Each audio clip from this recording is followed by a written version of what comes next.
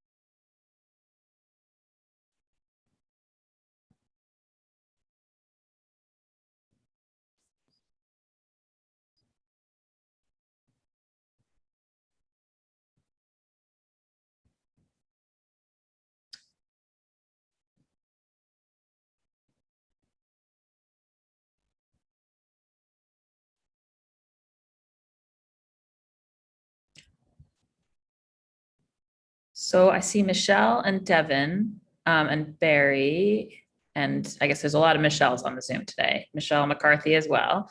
I don't yet see Lauren Shirtliff, John Greeley, Trinwin. There's some technical difficulties also with the City Hall Wi-Fi. They're all in City Hall as well. So they're rebooting and they will be back in a moment. We'll be here in a moment. Got it. We're all having related challenges. Okay, excellent.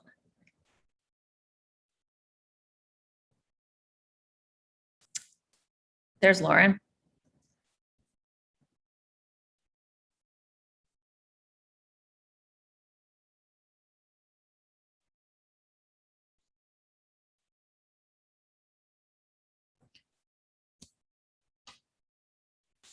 Councillor Trin Wynn had a previous commitment, so she is not on today, but I'll be here for the Office of Workforce Development if there's any questions. Great. Lovely to see you, Katie.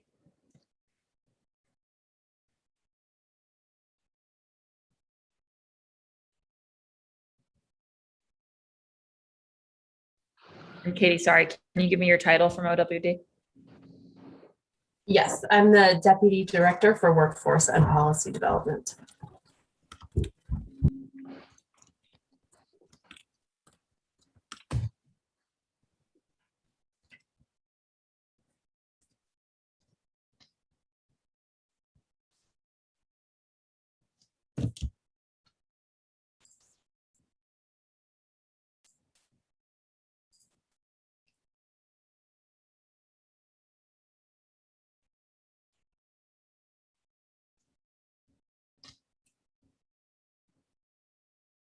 All right. And on the BPDA side, are we just waiting on John?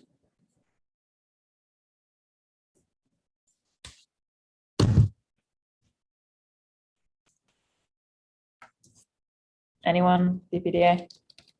I think that's right, Counselor, but Michelle's giving our opening statement, so we can probably get started. Okay. I'm going to wait 1 second. Oh, great. Sorry.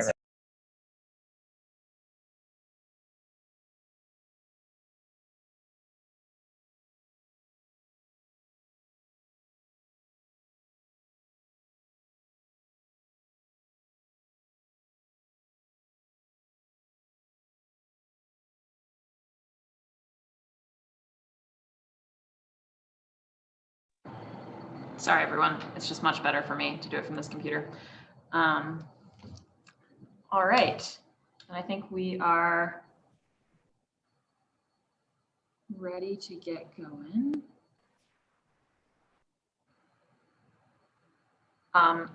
Carrie, are we ready? Ready to go when you are, Madam Chair. Great, excellent. I'm calling this hearing of the Boston City Council's Ways and Means Committee to order. For the record, my name is Kenzie Bach. I'm the District 8 City Councilor and also the Council's Ways and Means Chair. This hearing is being recorded. It's being live streamed at boston.gov/city-council-tv and also broadcast on Xfinity Channel 8, RCN Channel 82, and FiOS Channel 964. This is actually the last of a series of 35 departmental working sessions and hearings that the council has held as part of our initial budget review process on the proposed FY22 budget. And today's focus will be the Boston Planning and Development Agency, which is not technically included in the city's operating budget. It has its own budget and somewhat separate budgetary authority and everything set up through state statute. But the BPDA's capital budget does appear in our budget books, and obviously its work is very important to the council and the city, and we're grateful several years back to have sort of worked out an arrangement with the agency to have them appear as part of our budget scrutiny process, even though their budget calendar is slightly different. And so we do always do this hearing towards the end because they do budget formation a little bit later than the rest of the city. Before we turn to them, I just want to say, if you're a member of the public watching, we still would love to have your public testimony. You could come join us in the Zoom today by going to boston.gov/budget-testify. You can also send us written testimony. So ccc.wm@boston.gov. That stands for Ways and Means, ccc.wm@boston.gov. You can send us your written testimony. Even though this is the last of the department hearings, there's still a ways to go in the council oversight of the budget. So we'll typically take us a first set of votes on the budget next Wednesday, June 9th, and then consider a sort of updated version of the budget over the course of June. So definitely lots of opportunities still to make your voice heard, and we're grateful to everyone who has already, including the number of members of the public who joined us last night at our public testimony hearing. Today's hearing is on docket 0524 to 0526, orders for the FY22 operating budget, including annual appropriations for departmental operations for the school department and for other post-employment benefits. Docket 0527 to 0528, orders for capital fund transfer appropriations, and dockets 0529 to 0531, orders for the capital budget, including loan orders and lease purchase agreements. That's again, the formal set of dockets that make up the city's proposed FY22 budget. Much of what we're discussing today with the BPDA is not actually included in those dockets, but is, as I already mentioned, on its own budget balance sheet.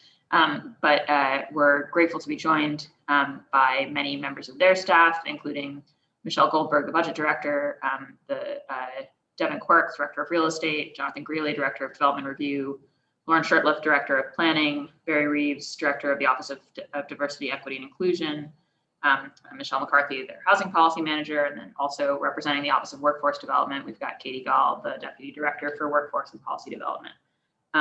Before I turn it over to the department, my colleagues joining us here today so far, thank you, Councillor Ed Flynn, District 2, Councillor Andrea Campbell, District 4, and Councillor Julia Mejia at large. And I think and again, I think I gave this already, but just if folks do want to sign up to testify, you can go to boston.gov/budget-testify. And I know we've got a few folks signed up for the end of the hearing. So without further ado, I'll pass it over to Michelle Goldberg. I should say the BPDA's Michelle Goldberg.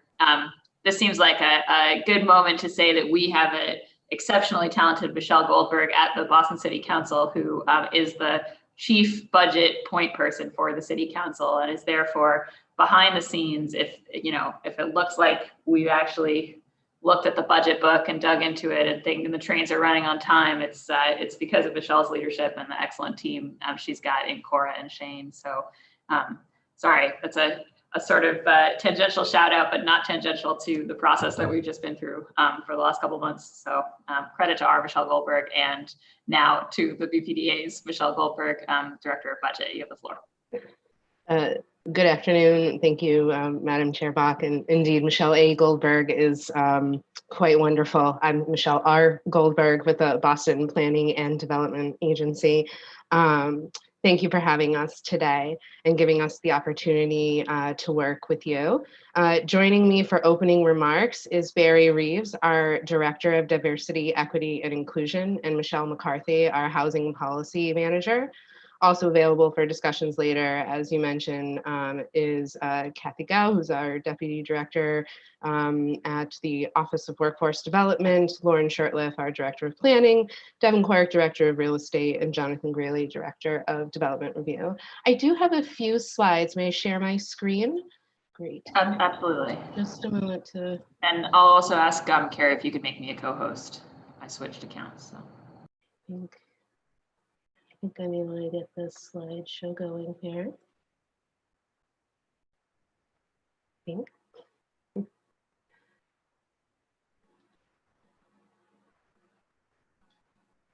right, give me just a moment here.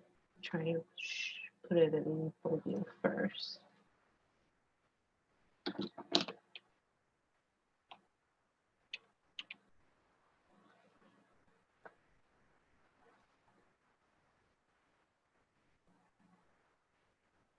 Am I good here, team? Thumbs up, anyone? Good to go. Thank you. Great.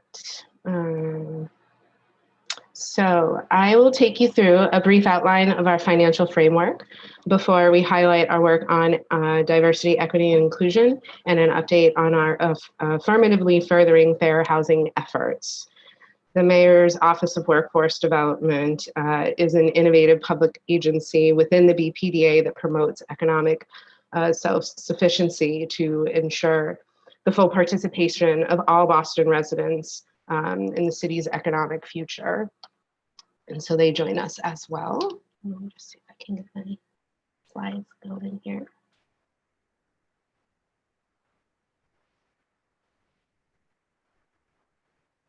As a self-sustaining agency, the Boston Planning and Development Agency is made up of 5 business units that interact through what is referred to as related party transactions. The units are comprised of 3 major business units: the Boston Redevelopment Authority, the Economic Development Industrial Corporation, which includes the Mayor's Office of Workforce Development. We also have the Boston Industrial Development Financial Authority, and there are 2 minor 501c3s, the Boston Local Development Corporation and Friends of Youth Opportunity Boston. Right now I'm showing you our sources and uses. BPDA revenue is derived from 2 main categories: our rental, leases, and parking, and our grants and donations category, with the remaining coming from sale of real estate and equity participation. For expenditures, personnel and benefits represent the largest category of expenses for the BPDA.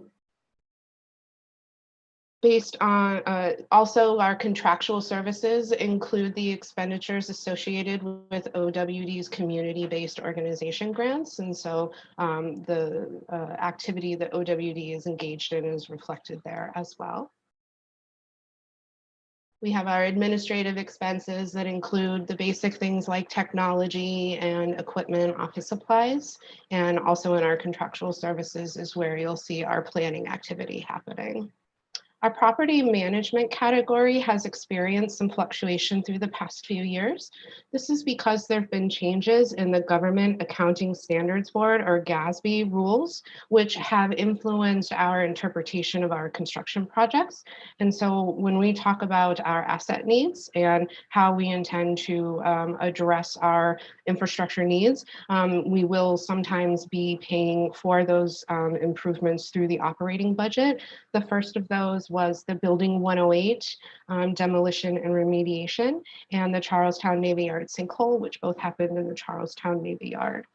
What is not included, we do try to remind folks, mitigation, community benefits, mass works grants just act as a pass-through, and linkage is not part of our operating budget either.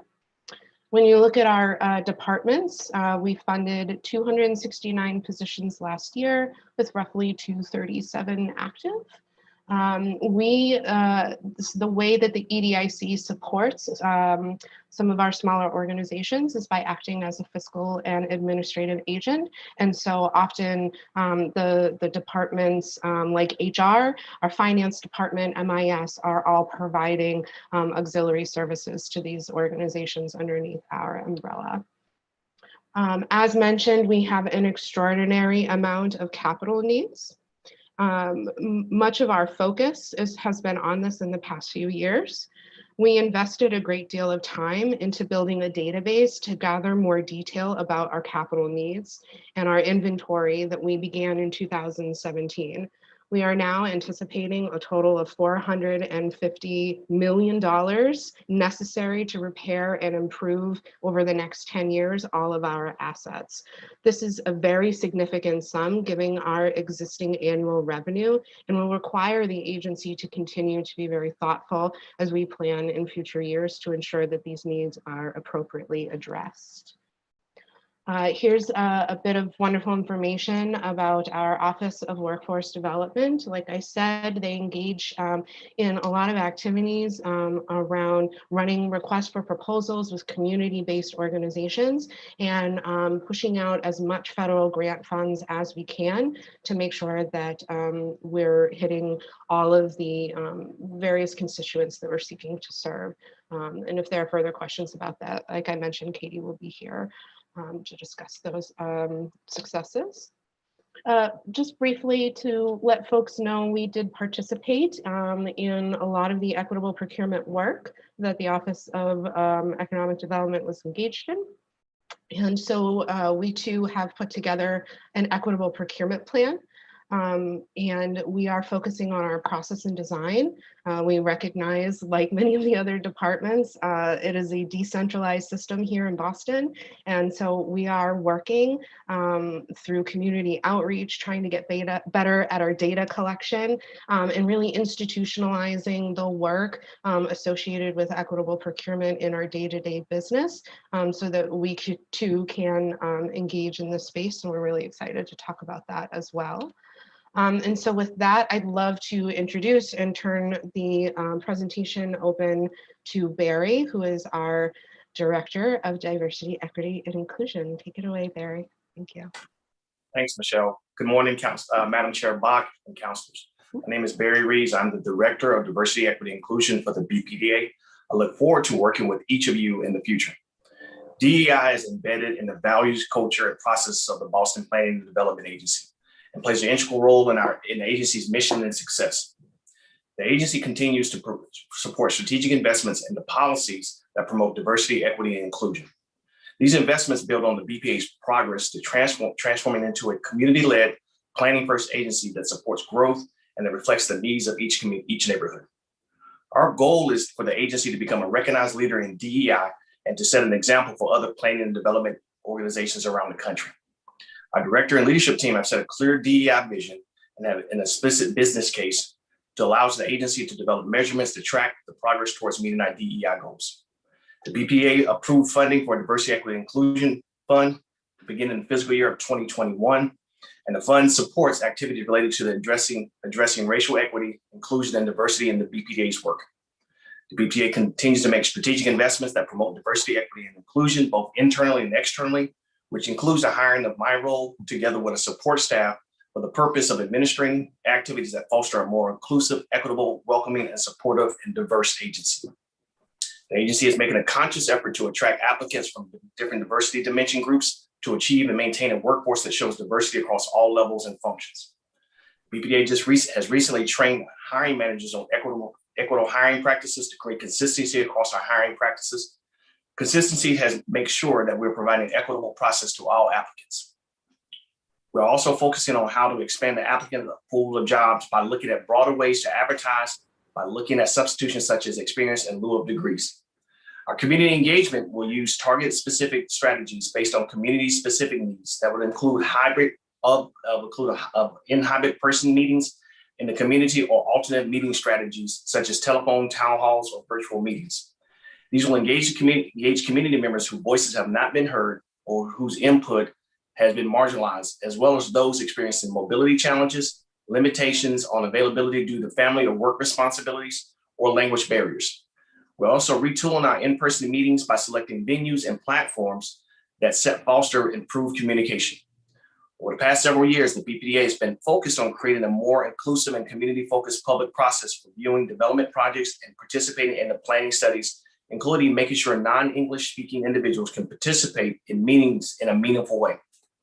The BPDA formally adopted a language access plan earlier this year that requires proponents for projects undergoing large project review to create and implement a project-specific LAP to ensure that residents within the neighborhoods where the project is located will have language access and appropriate translation and interpretation. The agency will continue to promote the public awareness of the available materials and services on other languages besides English and prioritize outreach and promotion of agency events and culturally specific publications.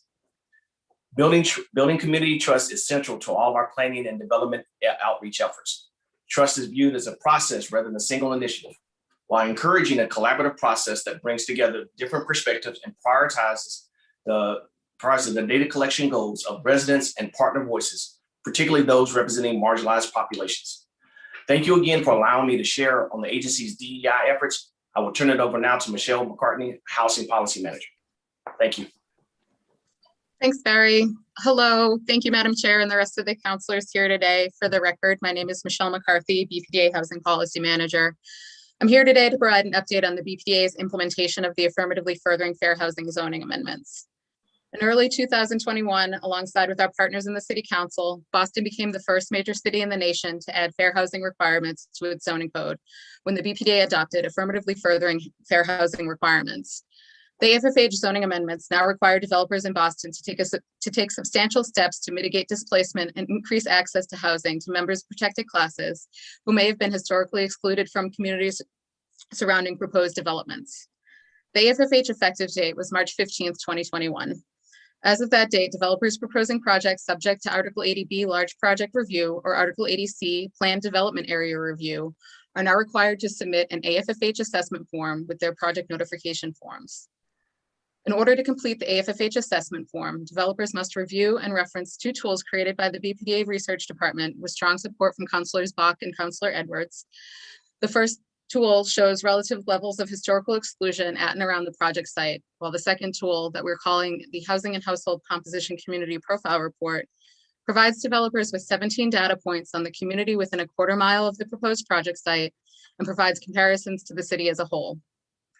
Broadly, the 17 data points can be grouped into the following categories: household characteristics, household income, unit sizes, household sizes, and race and ethnicity. Since the March 15th effective date, four projects subject to AFFH have filed letters of intent. If and when these projects submit project notification forms, an AFFH assessment form must be submitted as well per the new zoning amendments. Because no projects subject to AFFH have submitted project notification forms, we have yet to receive an AFFH assessment form. Over the past 3 months, BPDA staff have met with 7 development teams with proposed projects that are not required to comply with the AFFH zoning amendments, but who have expressed an interest or who would substantially benefit from voluntary compliance with AFFH requirements.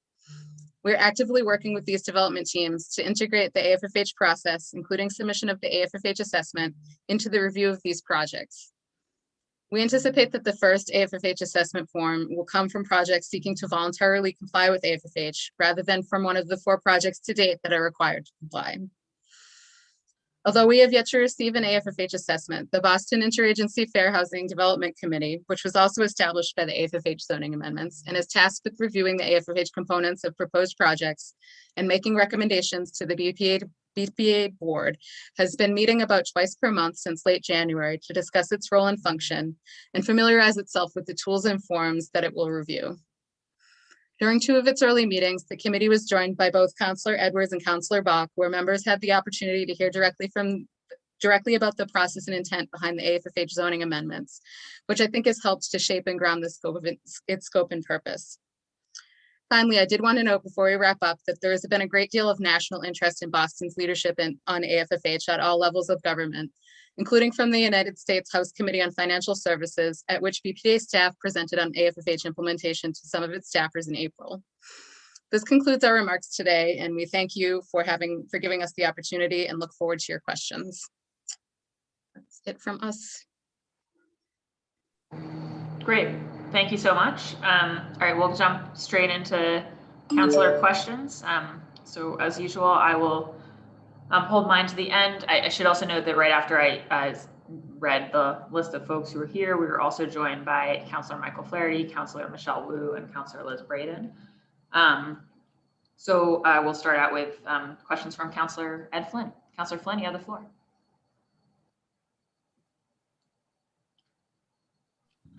Thank you. Council Bach, and thank you to the BPDA team that is present.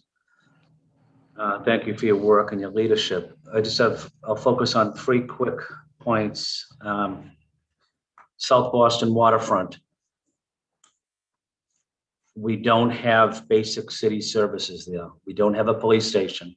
We don't have a fire station. We don't have an ambulance. We don't have a public school. We don't have a library.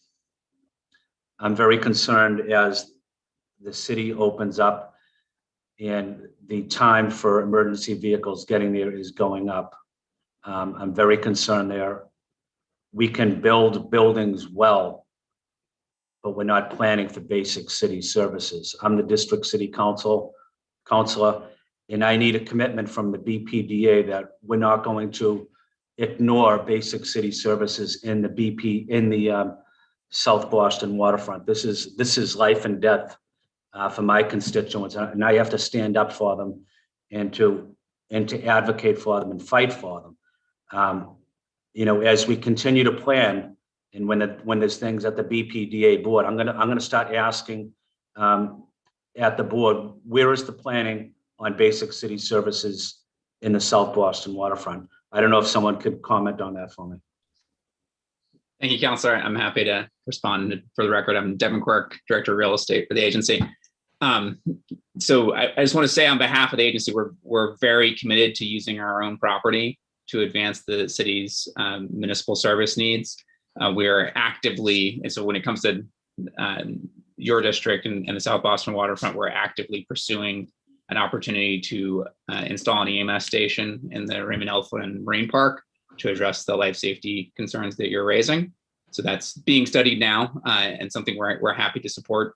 At the same time, we're currently hosting the temporary branch library for Chinatown in the China Trade Building. And as you know, we're working very hard to find a permanent home for a branch library and also in Chinatown on BPDA real estate. And I think I should also say we're committed to doing this in other districts as well. We're currently working with Boston EMS to improve their station in Charlestown. It's currently on temporary space on BPDA real estate, and we're working with a public-private partnership to expand that EMS station to a 2-bay EMS station and actually fund a significant portion of that through public-private partnerships. So I hear you loud and clear. That is certainly part of what we are committed to doing, and we're looking forward to working with you very closely in the weeks and months ahead on this. Yeah, thank you, Devin. You've been very helpful. Thank you, Devin. And just as the district city councilor, the buck stops with me, and it's my responsibility to get it done. And that's what I'm going to do. Is I'm going to get an ambulance station down there and a fire station down there, because I'm the elected official that represents the area, and I'm not passing the buck to anybody. So I need to get that done, and I need to work with the BPDA to get it done as well, in the mayor's office. Chinatown. I think we build a lot of great buildings in and around Chinatown. I don't think we're doing enough to keep our immigrant families in the community. I'm frustrated about it. I know the language access plan that you guys mentioned. I worked on that with Mr. Breen. Mr. Breen is doing a great job in the Chinatown area for the BPDA. But when we want to build major construction projects in Chinatown, the first question I ask is, what impact does this have on immigrant families in Chinatown? How are we going to make housing out of it for immigrant families and low-income people? I don't want to hear about life sciences unless I also hear about how we're helping the Asian population in Chinatown. Mr. Greeley, I see Mr. Greeley there. What do you think, Jonathan? Councilor, good morning. And for the record, my name is Jonathan Greeley, Director of Development Review at the BPDA. Councilor, I don't think there's any daylight between your sentiments just expressed and ours. We believe strongly in a thriving, vibrant Chinatown. We've done a bunch of planning around that. We've kind of imbued that with any development proposals we've evaluated, although there are no proposals currently in the Chinatown neighborhood that we are dealing with on that front. But In the event that we get more in the future, the prioritization of affordable housing, good jobs for the community, and contextual development are all really, really important. And I'll just reiterate what Devin said earlier, because I know this is important for the Chinatown neighborhood too. We're also really committed to providing a thriving environment permanent library location within the Chinatown neighborhood as well. Yeah, I know the money's allocated for that. So that's critical. That's, I mean, I would never support another project in the city if we didn't get a library in Chinatown, that's for sure. The residents waited for it for 50 years. Mayor Walsh made it a priority for him for us to get a library in Chinatown. This immigrant community desperately deserves a library in Chinatown. The final point, the South End. A lot of development going on there. Tremont, Harrison, Albany, other capital projects. With the constant development, these capital improvements are often delayed, or the plans have to be modified, such as the Harrison Albany street design project. What can we do to better coordinate with city departments to make sure that when we're doing development, we're also looking at street designs and that the community knows about potential changes? Councilor, that's a great question. I think we have a pretty good track record of doing coordination with our friends in Public Works, Transportation, and when applicable, the state. I think good examples are some of the work that's happened down on Harrison Avenue for planning for a much more complete street that stretched between Harold and Berkeley. Also, lots of coordination on things like the two-way section of Washington Street that was one way for a long time. And so if there's any individual issue or concern you have, we're always happy to partner with you on it and make sure that that's prioritized. And I think that solution comes in concert with our friends and sister agencies. But look, it's a great point. And when I just reiterate, we are increasingly focused on the full scope of mobility. So it's not just about cars. And I know this is something you care about deeply too. It's about pedestrians, it's about bikes, it's about bus access and making sure the Silver Line and other buses in that corridor are prioritized as well. And so those are all things that thematically we care about significantly here at the agency and from both a planning and development lens, and want to work with you and sister agencies on every single day. Thank you, Jonathan. One final quick question to Barry. Barry, do we have any senior staff on BPDA that speaks Cantonese and Mandarin? Counselor, we are actually actively going through our staff to determine who actually speaks those secondary languages. And so we'll have a complete roster that I can share with you at a later date. All right. Does anyone there know the answer to that? The senior staff that are here, does anyone know if one of your colleagues speaks Cantonese and Mandarin? Counselor, I can just add, I know that we at least have one member of planning staff. They're not necessarily in senior leadership that does. Our controller is bilingual as well. I believe it is Cantonese that she speaks. Her name is Linda Quinn. I believe she falls in our top 20% as well. So she's been our controller for, I think, 2 years. She was our deputy controller before that. She's been with the agency for 15 years. She's an extraordinary asset for our organization. Okay, I just want to make sure we have people that communicate in Cantonese and Mandarin. That's important. So maybe we can make sure as we go forward we can. Councilor, just maybe to your point, what I think I'll just maybe expand on what Barry is saying is that as we have been rolling out our language access plan over the last couple of months, there's focus on two different things. One is making sure we have a diverse competency of languages across the agency every single day, but also that we have a robust plan, project by project, initiative by initiative across the board to ensure that we have an inclusive language access and community-oriented process for every single thing we do, right? And that includes Cantonese, but the wide variety of languages that are spoken throughout the city of Boston. So it's something that's a huge priority, and it's something that Barry and his team are working every single day on. We've made tremendous progress in the last year since the last time we were talking to you in this budget session. And I think we're really excited about on some of the things we've been doing and seeing as Barry's work unfolds over the coming calendar and fiscal year. Thank you, Jonathan. Thank you. And the Vietnamese language too. Thank you. Thank you, Councilor Bach. No Great. further questions. Thank you so much, Councillor Flynn.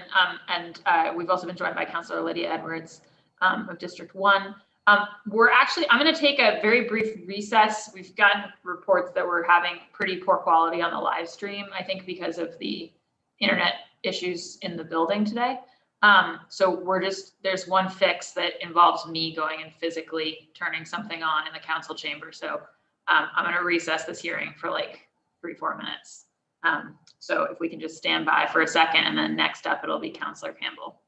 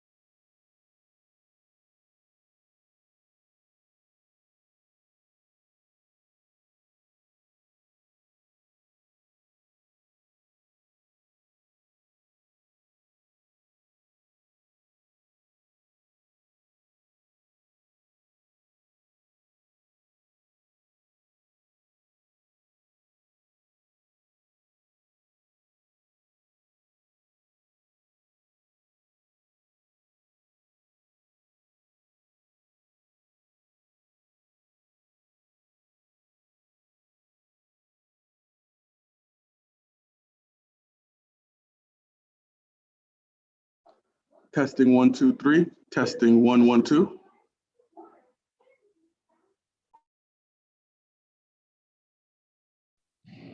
Yeah, we could hear you, Carrie.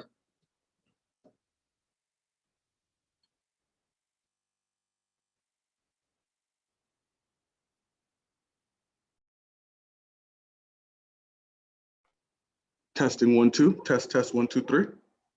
Is that better? Sounds good, Carrie.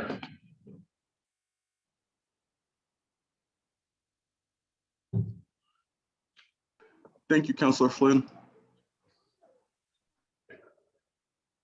No problem.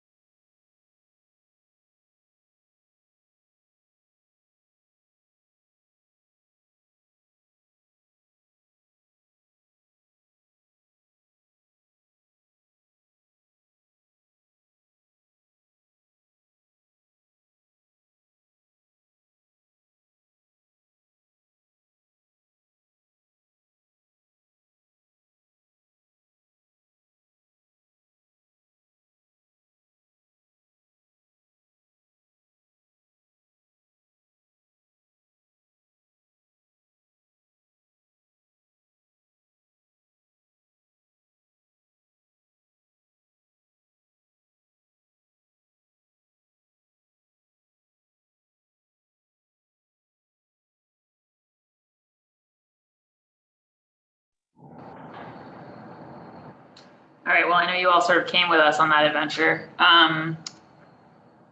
Carrie, are we good?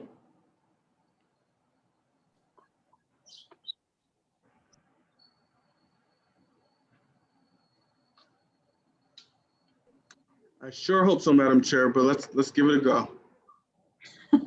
Unless this is not fixed. I'm just gonna test. Can somebody from BPDA who's in the building say something? Counselor, I can hear you. Yeah, no, I'm just trying to figure out how oh, great, it is fixed. Excellent. All right. I think our live stream watchers are gonna be able to actually hear us now. That's the hope. Thank you, everybody. Sorry for the unanticipated tech challenges. For those watching at home and utterly confused, the effort to connect there's a couple things going on. There's a major project out in City Hall that is having a disruptive effect on the internet quality within City Hall. And we also have a somewhat jerry-rigged system to get the council hearings live streaming and also on TV, and basically a confluence of things have made that challenging this morning. So I'm sorry, that's more than anyone needs to know, but we didn't feel like we should just continue the hearing with the live stream being super garbled. So I think it is up and running stronger now. So after a bit of a delay, we are now going to Councillor Campbell. Oh, sorry, I'm calling this hearing back to order, I should formally say. Councillor Campbell, are you there? I'm gonna have to text her and tell her we've come back. I'm here. Excellent. All right, we're back. Thank you. And Yes. better than ever. So. God bless you and Carrie. God bless you all. This is awesome. So thank you so much. Thank you, of course, to the BPDA for your work, particularly during COVID. Not an easy time. So thank you all. I'll jump right into questions.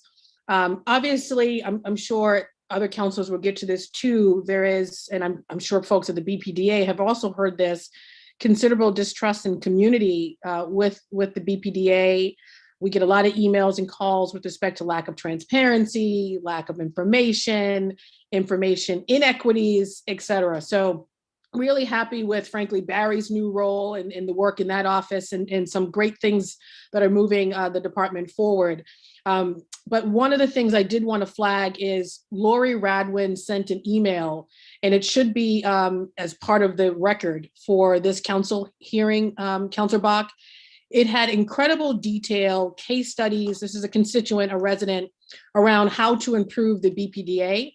I think it's an incredible email. I am flagging it so that every person on this Zoom can take a look and really process her specific ideas. And sometimes people don't come with specific ideas on how to improve the agency. So I want to flag that because it would take a whole Zoom to go through it just to really talk through the good ideas in it. My questions. Some residents have asked, has the BPDA considered using tools such as Nextdoor, Universal Hub to share information with residents? Has the department considered listing all project-related meetings on the BPDA's website and posting meeting minutes? That's one question. The second is, how do we as an agency, or how does the agency, I should say, manage the list of civic associations to make sure you guys have the most up-to-date information? Who handles that? What does that look like? My last question, I guess two more, and then I'll stop. Has the agency considered guidelines around the length of time a developer speaks at meetings so that residents and abutters can speak and ensure all their voices are heard? We're obviously doing virtual meetings. I think it's something we should continue hybrid, but that's a lot of concerns we've gotten from residents around not being heard at some of the meetings. And then the last question is, Barry, in your new leadership role, what have been some of the greatest lessons? Where do you think the department needs to go? If you could just talk a little bit more about your office's work, that would be great. Thank you. So, Counselor, thank you so much for the opportunity to share. So I'll start with my office's role and what we've been able to accomplish. One of the things I think that when I've been able to assess over the past months I've been there is the fact that we're doing a lot of amazing work in the DEI space. I think the team of leadership that we have understands the challenges that we have and how to accurately reflect the ability to engage the community and to ensure that we actually are creating an equitable processes. So I believe that's one of the great works. But one of the lessons learned is that the ability to create a better dialogue between us and the community is something that we need to do better at and continue to strengthen in that role and that responsibility. This is why we working with our community engagement managers to improve that space and ensure that we're doing so. One of the things that you highlighted is our relationships with our community and our community agent groups and agencies. So right now, my office is actually working on identifying those rosters and completing a complete roster of those lists, so that way we can identify who they are, what they are, and then strengthen the relationships with them. I personally started meeting with a lot of the neighborhood groups and associations to introduce myself and to ensure that we have a healthy relationship between the agency and ourselves. So I think we're doing a lot of great work in that space. There's always more work to do, and I think the team that we have around us is up to the task of doing so. And Counselor, I can follow up on some of the other points you asked about. Good to see you this morning. I'll take them in order. One was using tools like Nextdoor. Super open to it. We can certainly talk with our communications folks. I think we just activated, I know we use Twitter, Instagram, and Facebook for a lot of stuff, but happy to kind of engage in other platforms, other software platforms that we know people are using in neighborhoods. And so if you have any good suggestions on it, feel free to pass them along. Also looking forward to seeing that email. Again, I think we are constantly tinkering with ways to better engage and make sure everybody knows what's going on. And so any feedback is good feedback. Next one was meetings on website. So every community meeting we have is on our website. And we also use some of those platforms to put it out there. And in terms of, we are also posting everything, every meeting is now recorded and posted to the website as well. And the chat function, the result of the chat or the Q&A function included with Zoom is also posted to the website. But again, any questions or thoughts on that, happy to engage in that as well. And the last piece on timelines, this is something that we try really, really hard to do to limit developers trying to run out the clock at a community meeting. We have the same frustrations. We want to get to the community dialogue. We're always trying to balance the right amount of sharing information on complex things versus getting to community dialogue. Our goal is to try to limit it to 30 minutes. I recognize that sometimes we do a better job than that in others, and we will continue to redouble our efforts to try to put developers on a clock when they're talking. I think we've made some good progress in that in the age of Zoom, but as we all know, and I'm guilty of that myself, sometimes people can run a little bit long when they're excited about sharing their stuff. So something we will absolutely continue to look at and try to limit. I appreciate that, because we definitely want, obviously abutters and others to feel like they're heard as a way to rebuild trust, and particularly with community who often feels unheard. And then the last was just around the civic associations. Who manages those lists to make sure they're updated, et cetera? I might have missed that part. Council, that's my office. I am actually responsible for that office and stuff like that. So we're actually working on that effectively as we speak right now. Okay, so feel free to connect at least with the civics in District 4. We maintain lists as well, so happy to be helpful to you and your team there, Barry. And I'm sure the gavel is going up any minute, so I can wait for the next round. Did I run out of time, Councilor Bach? You actually have like a little under a minute left, but we're happy to I'll pass it on. I'll pass it on. Thank you. Thank you. Thanks so much, Councilor Mejia. Sorry, Councilor Campbell. Councilor Mejia is next, and then it'll be Councilor Flaherty. Councilor Mejia, you have the floor. Yes, good morning all. I'm happy to be here, and I definitely have some questions. We've been hearing from a lot of our constituents about Article 80 process, particularly with impact advisory groups. People feel very strongly about making changes to the IAG process, including requiring the impact advisory groups to reflect neighborhoods better by bringing in more people into the process who have never been involved. Has the BPDA done any sort of audit of the IAG process to see how improvements can be made? We're also curious as how can we change the process throughout which abutters are notified. I'm particularly curious as to whether or not we have any data that we collect in terms like either attendance sheets. Is there a threshold for a number of participants that are participating in these meetings? A quota of sorts to ensure that, X amount of abutters and not just homeowners, but also the renters that live in the immediate area have a voice and a say. So I'd like to see some sort of like metrics in terms of how we're really quantifying what real community voice looks like. I'd love to know how we're defining stakeholders, depending on who you ask. Stakeholders are sometimes could just be the local businesses that live in the area, that are doing business in the area. Sometimes it's landlords who don't live in Boston and that have no real stake in the city planning and development process. So I'm just curious about how can we redefine what a stakeholder is and hold ourselves accountable to that. And then I'm curious, what are the actionable goals that the BPDA team has around measuring success for your DEI efforts? That's for now. And then I may have some questions if I have any more time left. Counselor, I'll answer a couple of articles. First of all, thank you for your questions this morning. I'll answer a couple of things that I think will kick it to Barry on the DE&I stuff. Just quickly, I know we had a hearing a few weeks ago with you on IAGs, and we're still sorting through that.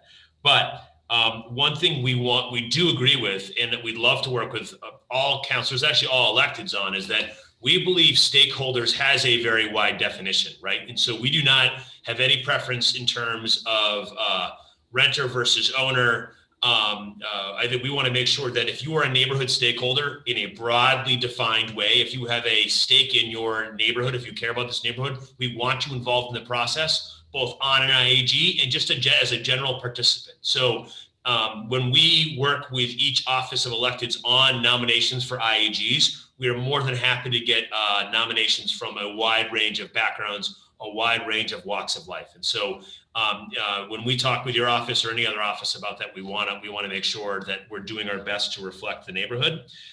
In terms of abutter notices, I think there's a couple different things, right? There's the abutter notice process that happens with ZBA cases, right, that kind of fall below Article 80. But we're happy to talk with you about anything we should be doing. And I think this relates a little bit to Councilor Campbell's question before. What are the various tools we're doing to get information out? We use a wide variety of platforms, a wide variety of approaches. But if you've got good ideas that you've found successful in engaging your constituents across the city, Councilor, we would love to hear it. I know Barry would love to hear it too, as he continues to think about how the agency engages broadly across the city. So then I'll let Barry handle the rest of the stuff, but I just wanted to say that we're happy to partner with doing this. Yeah, I know. Thank you, Jonathan. Before you send it over to Barry, I'm curious about metrics and data and how we are keeping accurate accounts of who are the folks that are showing up to these meetings and how we're doing our due diligence and making sure that there is some sort of threshold in terms of how many people show up. Do they actually live in the neighborhood? Like, where's the data around that, and how can we strengthen that process? So we have, in the pre-COVID times, we have sign-in sheets for every single meeting, so we're tracking everybody who comes. Worth noting, that's voluntary. We did not compel anybody to sign into a meeting if they didn't choose to or self-identify. Since COVID's happening, and since around 10 months ago, we shifted to all virtual meetings. Everybody who participates in a meeting is registered and included. So we know every single person who's participated in a community meeting over the past year, even more specifically than we did before. We do not have a quota for a number of residents that have to be in a community conversation.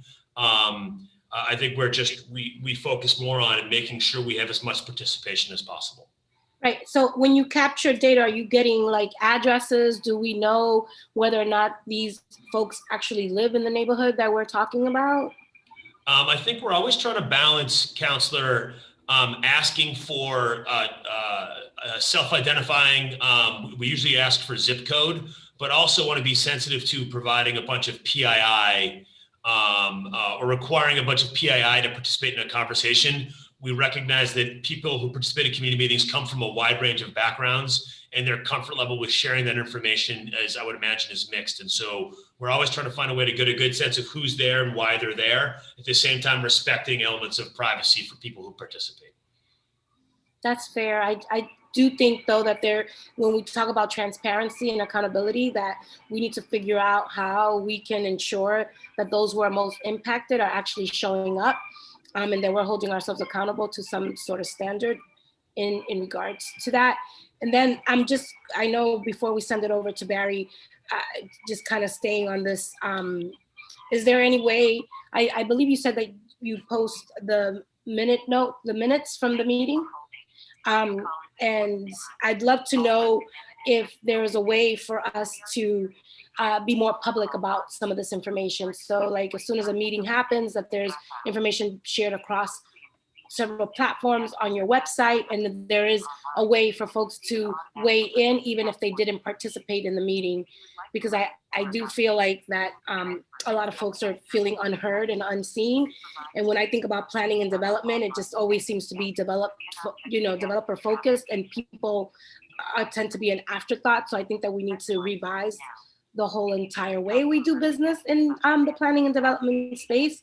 So I'm encouraged by the efforts that you all are making, and look forward to figuring out how we can make this more transparent. Councilor, I would just say before we shift over to Barry, from a development perspective, right? Don't forget that there is an element of private property owners coming to the BPDA and then the public to ask permission to do things with their land, right? And so there will be elements that developers are involved in those conversations. We go to great lengths to make sure that every single thing that happens is advertised ahead of time. We've implemented in terms of impacted, we've implemented in the last 3 months, both the language access plan, which is brand new, and the fair housing work that I know a number of you worked on in the council with us in partnership, to make sure that we are having inclusive conversations and we're talking about both direct and indirect impact. In terms of the records of meetings, again, every single meeting that we have held since July of last year is when we started doing virtual community meetings, has been posted to the website. And then any chat or Q&A as part of that meeting that's associated with the recording is also posted as well. That's generally posted within 24 hours. And so we're working really hard to make that. I think, again, maybe to Councilor Campbell's point earlier about exploring other software tools, I'd make the same offer to you. And also questions, are we missing a civic group? Are we missing just a group of concerned citizens? Do people want to hear from us directly? Again, we want to leave no stone unturned, and we are sponges for feedback, both positive and negative. So we're happy to work with you on any of those things. Barry, I see the gavel, but you got like 30 seconds to answer the question. Yeah, Barry, I'll let Barry weigh in, but then, yeah. So just real quick, Council, to your point, I think you asked for at least the BDI focus, the two focuses that we've really been focused on for the last couple of months is actually our community engagement. And like Jonathan said, I want to kind of regurgitate what he already said. So we're actually working on more effective ways and platforms to how we do community engagement to ensure clear identification of stakeholdership, and how we use language access to improve our relationships and connectivity toward the community. So we're really proud of the efforts that we're making, but we, like I said, we would love to hear more feedback on how we can do better in that space as well. Thank you, Councilor Bach. Thank you all. That's all for me. Thank you. Great. Thanks so much, Councilor Mejia. Councilor Flaherty, you have the floor. Thank you, Madam Chair. And let me start off by thanking all the folks that are on here from the BRA and the great work that they've done throughout the pandemic, wearing multiple hats. I was speaking regularly with Director Golden, along with Mike Christopher and Jonathan Greeley throughout the pandemic, dealing obviously with neighborhood development issues across the city, some that were sort of slightly put on hold, and then to see them transition and wear multiple hats, particularly on the food distribution side, as well as the PPE delivery side. So hats off to the great work that they all did as a unit, working obviously under the Walsh administration to make sure that we were making, obviously protecting the public throughout the pandemic, but make sure that food was getting to, particularly culturally competent food was getting to the places they needed. I know personally I was dealing with a lot of our nonprofits that were servicing our seniors and our most vulnerable residents, and I was calling Director Golden and Mike Christopher and Jonathan regularly to make sure that food was getting to where it needed to go. So that effort was phenomenal. So it was a tremendous lift. And so I want to thank the folks of the BRA for their effort on that front. I call it the BRA because we still have some unfinished business. We need to address the Enabling Act of 1956 chapter 665. So I'll call it the BRA instead of getting into a long-winded doing business as the BPDA. So at some point, if you want to remain the BPDA, if you guys want to come to the council, we can get a home rule petition turned around and kind of tidy up that front there. Want to also address some issues. Obviously, my council colleagues, particularly the newer members, don't realize how bad it was under previous administrations and previous BRAs. This BRA under Director Golden under the Walsh administration, not only have they been the busiest with a tremendous amount of development and planning going on, but they've also their communication with this body, with the council, has improved tremendously. And again, folks that are new to the council wouldn't realize the stark difference that it is. So I appreciate that effort. And are we perfect? No. Can we continue to do that? Absolutely. And it's up to us as councilors to make those efforts as well, to reach out, to build those relationships. And I think folks on this panel will know that I'm not bashful about reaching out on a particular project on behalf of a neighborhood or a direct abutter to get to the scoop as to what's going on and what the process is. So on that front, a shout out to Teresa Polhemus, who does a great work, obviously advocating for the BRA on the board and keeping councilors abreast of making sure that we're accommodated when we're offering testimony at public hearings. If we could touch base on just the volume over the last several years, whether it's in dollars or square footage, and also the number of planning efforts that are going on, because I think that gets lost here. While the pandemic was happening, you guys continued to address development and planning. So if we get a sheer dollar amount as to the amount of square feet and or the amount of development dollars that are coming in, the role that will play in keeping our city on track when other cities will be struggling, we hopefully, because of our natural strengths, our colleges, our universities, our financial services, but also having a development arm that continues to move projects forward and keeps people working and continues to build housing. If you can put that into context as briefly as possible, I would appreciate that. And also kudos to the team. Marine Industrial Park is really, Ray Flynn Marine Industrial Park is really starting to take shape after years of planning and working with the local elected officials and the major stakeholders down there. We were able to lift up some of the uses to provide a diversity of services and businesses there. But the core and the crux of keeping it marine and industrial, freight forwarding, cold storage, seafood processing, trucks servicing, obviously the container ships that are coming in, as well as our cruise port.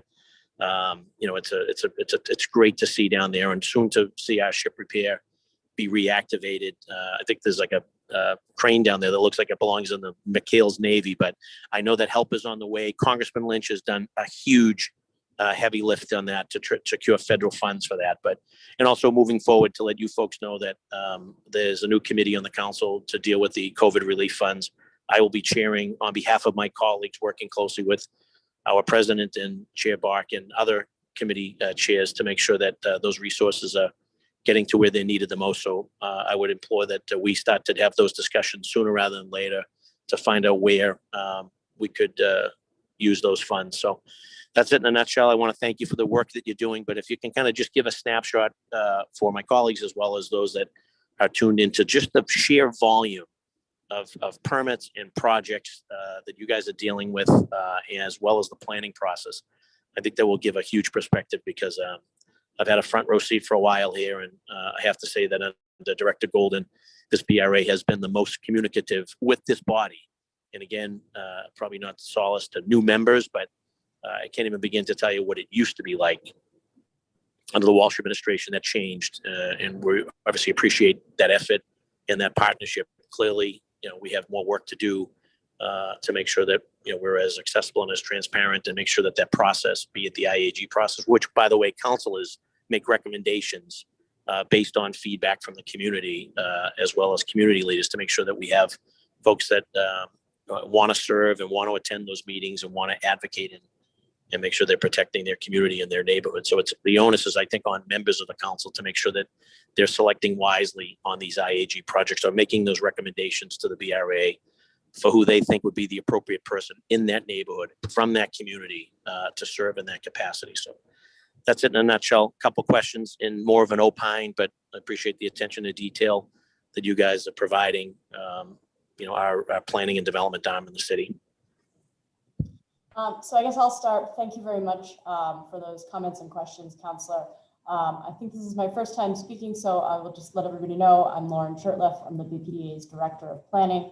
I'll start with the planning and then I'll probably turn it over to John for some of the development numbers. But I will just kind of even back up to kind of echo a little bit of what you're talking about, Councillor, and that in the last 8 years, we've actually expanded the number of planning staff that's dedicated to planning as well, from just over around 30 to just over 50 right now. And I can assure you each year I am asking for more staff to continue to do the planning work that we all find really critical and able to eventually enable the further build out of the city.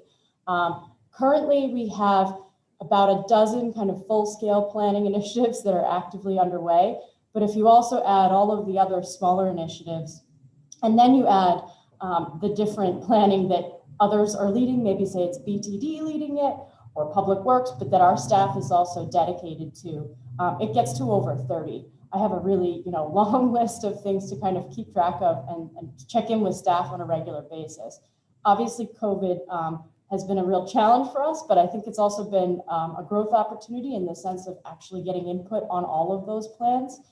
So we've been really focused on that and just, again, kind of leaning into the moment and seeing more participation as we, move through all of our plans. I mean, I always have a map. It's really helpful to be back in the office sometimes.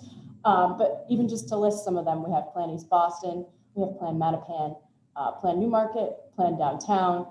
You mentioned the Marine Park. Well, we're actually working with the state to update that master plan right now so that we can secure the future that you're talking about for the park. We also have Plan Charlestown. I don't think I mentioned that one. We have a number of transportation studies, many of which are in the South Boston area. So we have one for the Seaport, for the Strategic Transit Plan. We also have Plan South Boston.Av's transportation plan, which we're getting ready to release. Just last month, we finalized the Alston-Brighton mobility study. I could go on. I love talking about this stuff, but I think I've hopefully given everybody a breath of the amount of planning. And I see that Councillor Bach has her gavel up, so I will turn it over to John because I think he has the development numbers. Councillor Flaherty, thanks for the kind words earlier. I would just share briefly, just mindful of time. Since 2014, the BPDA has approved approximately 86 million square feet of new development worth more than $43 billion. This includes approximately 45,000 new residential units, 9,800 of which are income restricted, and then more than 80,000 construction jobs. That's through the end of calendar 2020. I also know, I know that the new tax revenue element of that is significant. I just don't have those numbers at my fingertips. We're trying to dig it up. If I'm able to dig it up, or we're collectively able to dig it up over the course of this hearing, one of us will circle back on the question and share it with the group.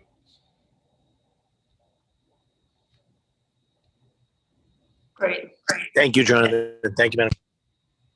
Great. Thank you, Councillor Flaherty. Next up is Councillor Braden, and then it'll be Councillor Edwards. Councillor Braden.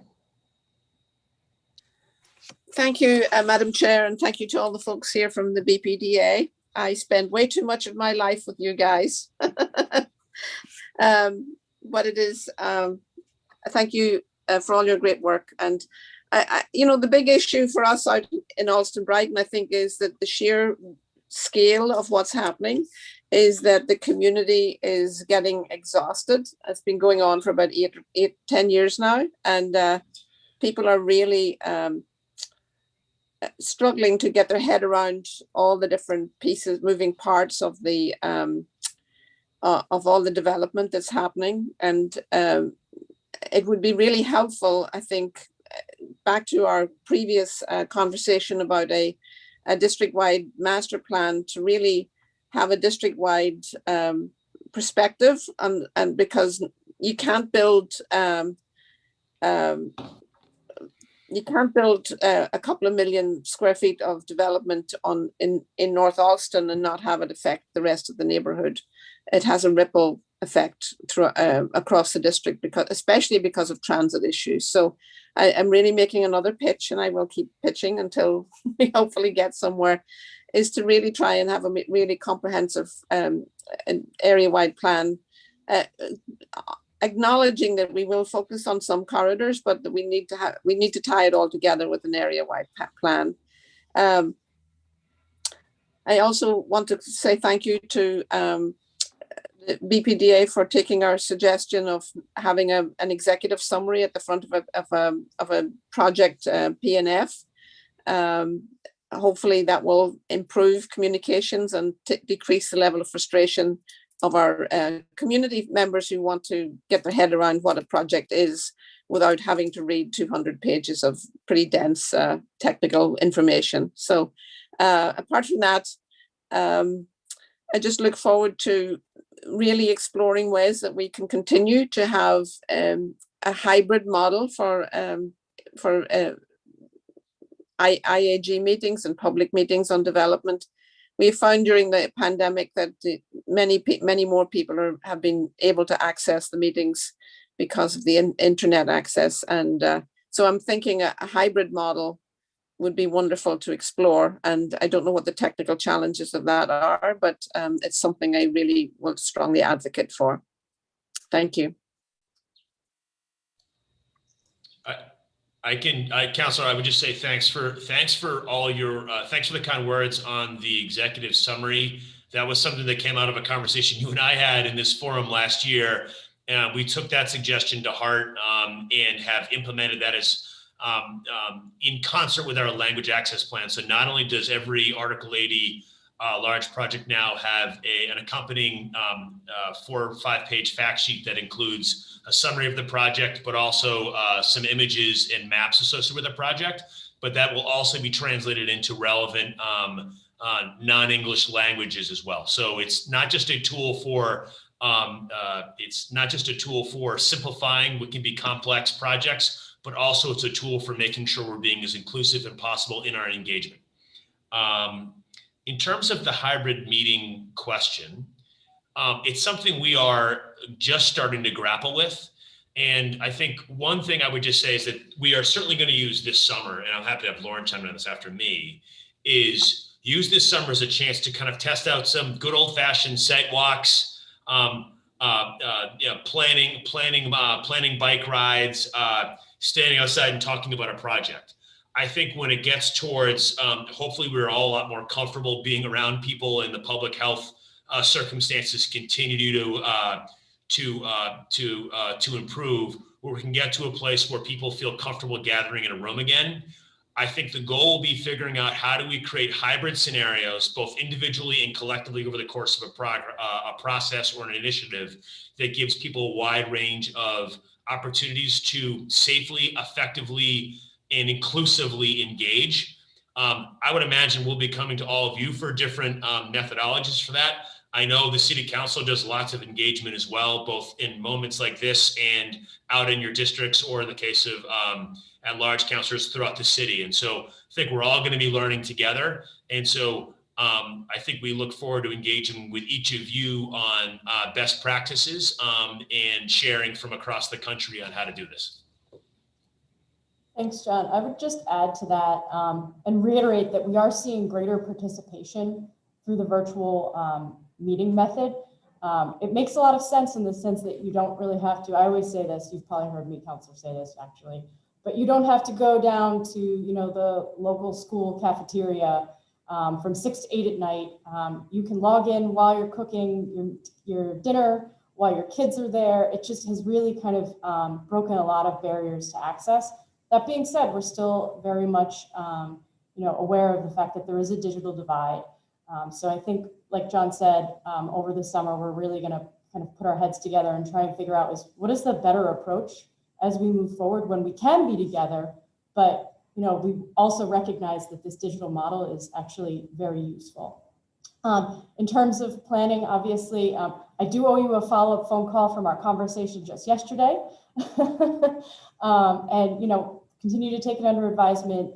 Like I've said repeatedly, we totally understand the kind of pressure that Alston Brighton is facing, and we've identified specific corridors where we think there's additional planning beyond the Western Avenue corridor study, which I didn't mention in my last round. I guess I was teeing this up, right? But completely on the same page in the sense of we want to have a plan before there is development, but also recognizing that we can't always. So again, continue looking forward to continuing the discussion with you. And I will be calling you soon. Very good. Look forward to that. Madam Chair, is my time up? It's just about elapsed, Councillor Brayden. Okay, Yeah. thank you. I will not have a gavel waved at me, so thank you very much. Thank you. Councillor Edwards.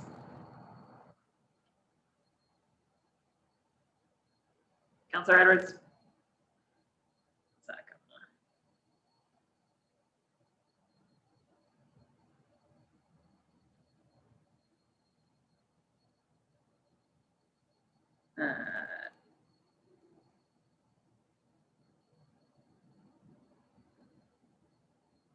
All right.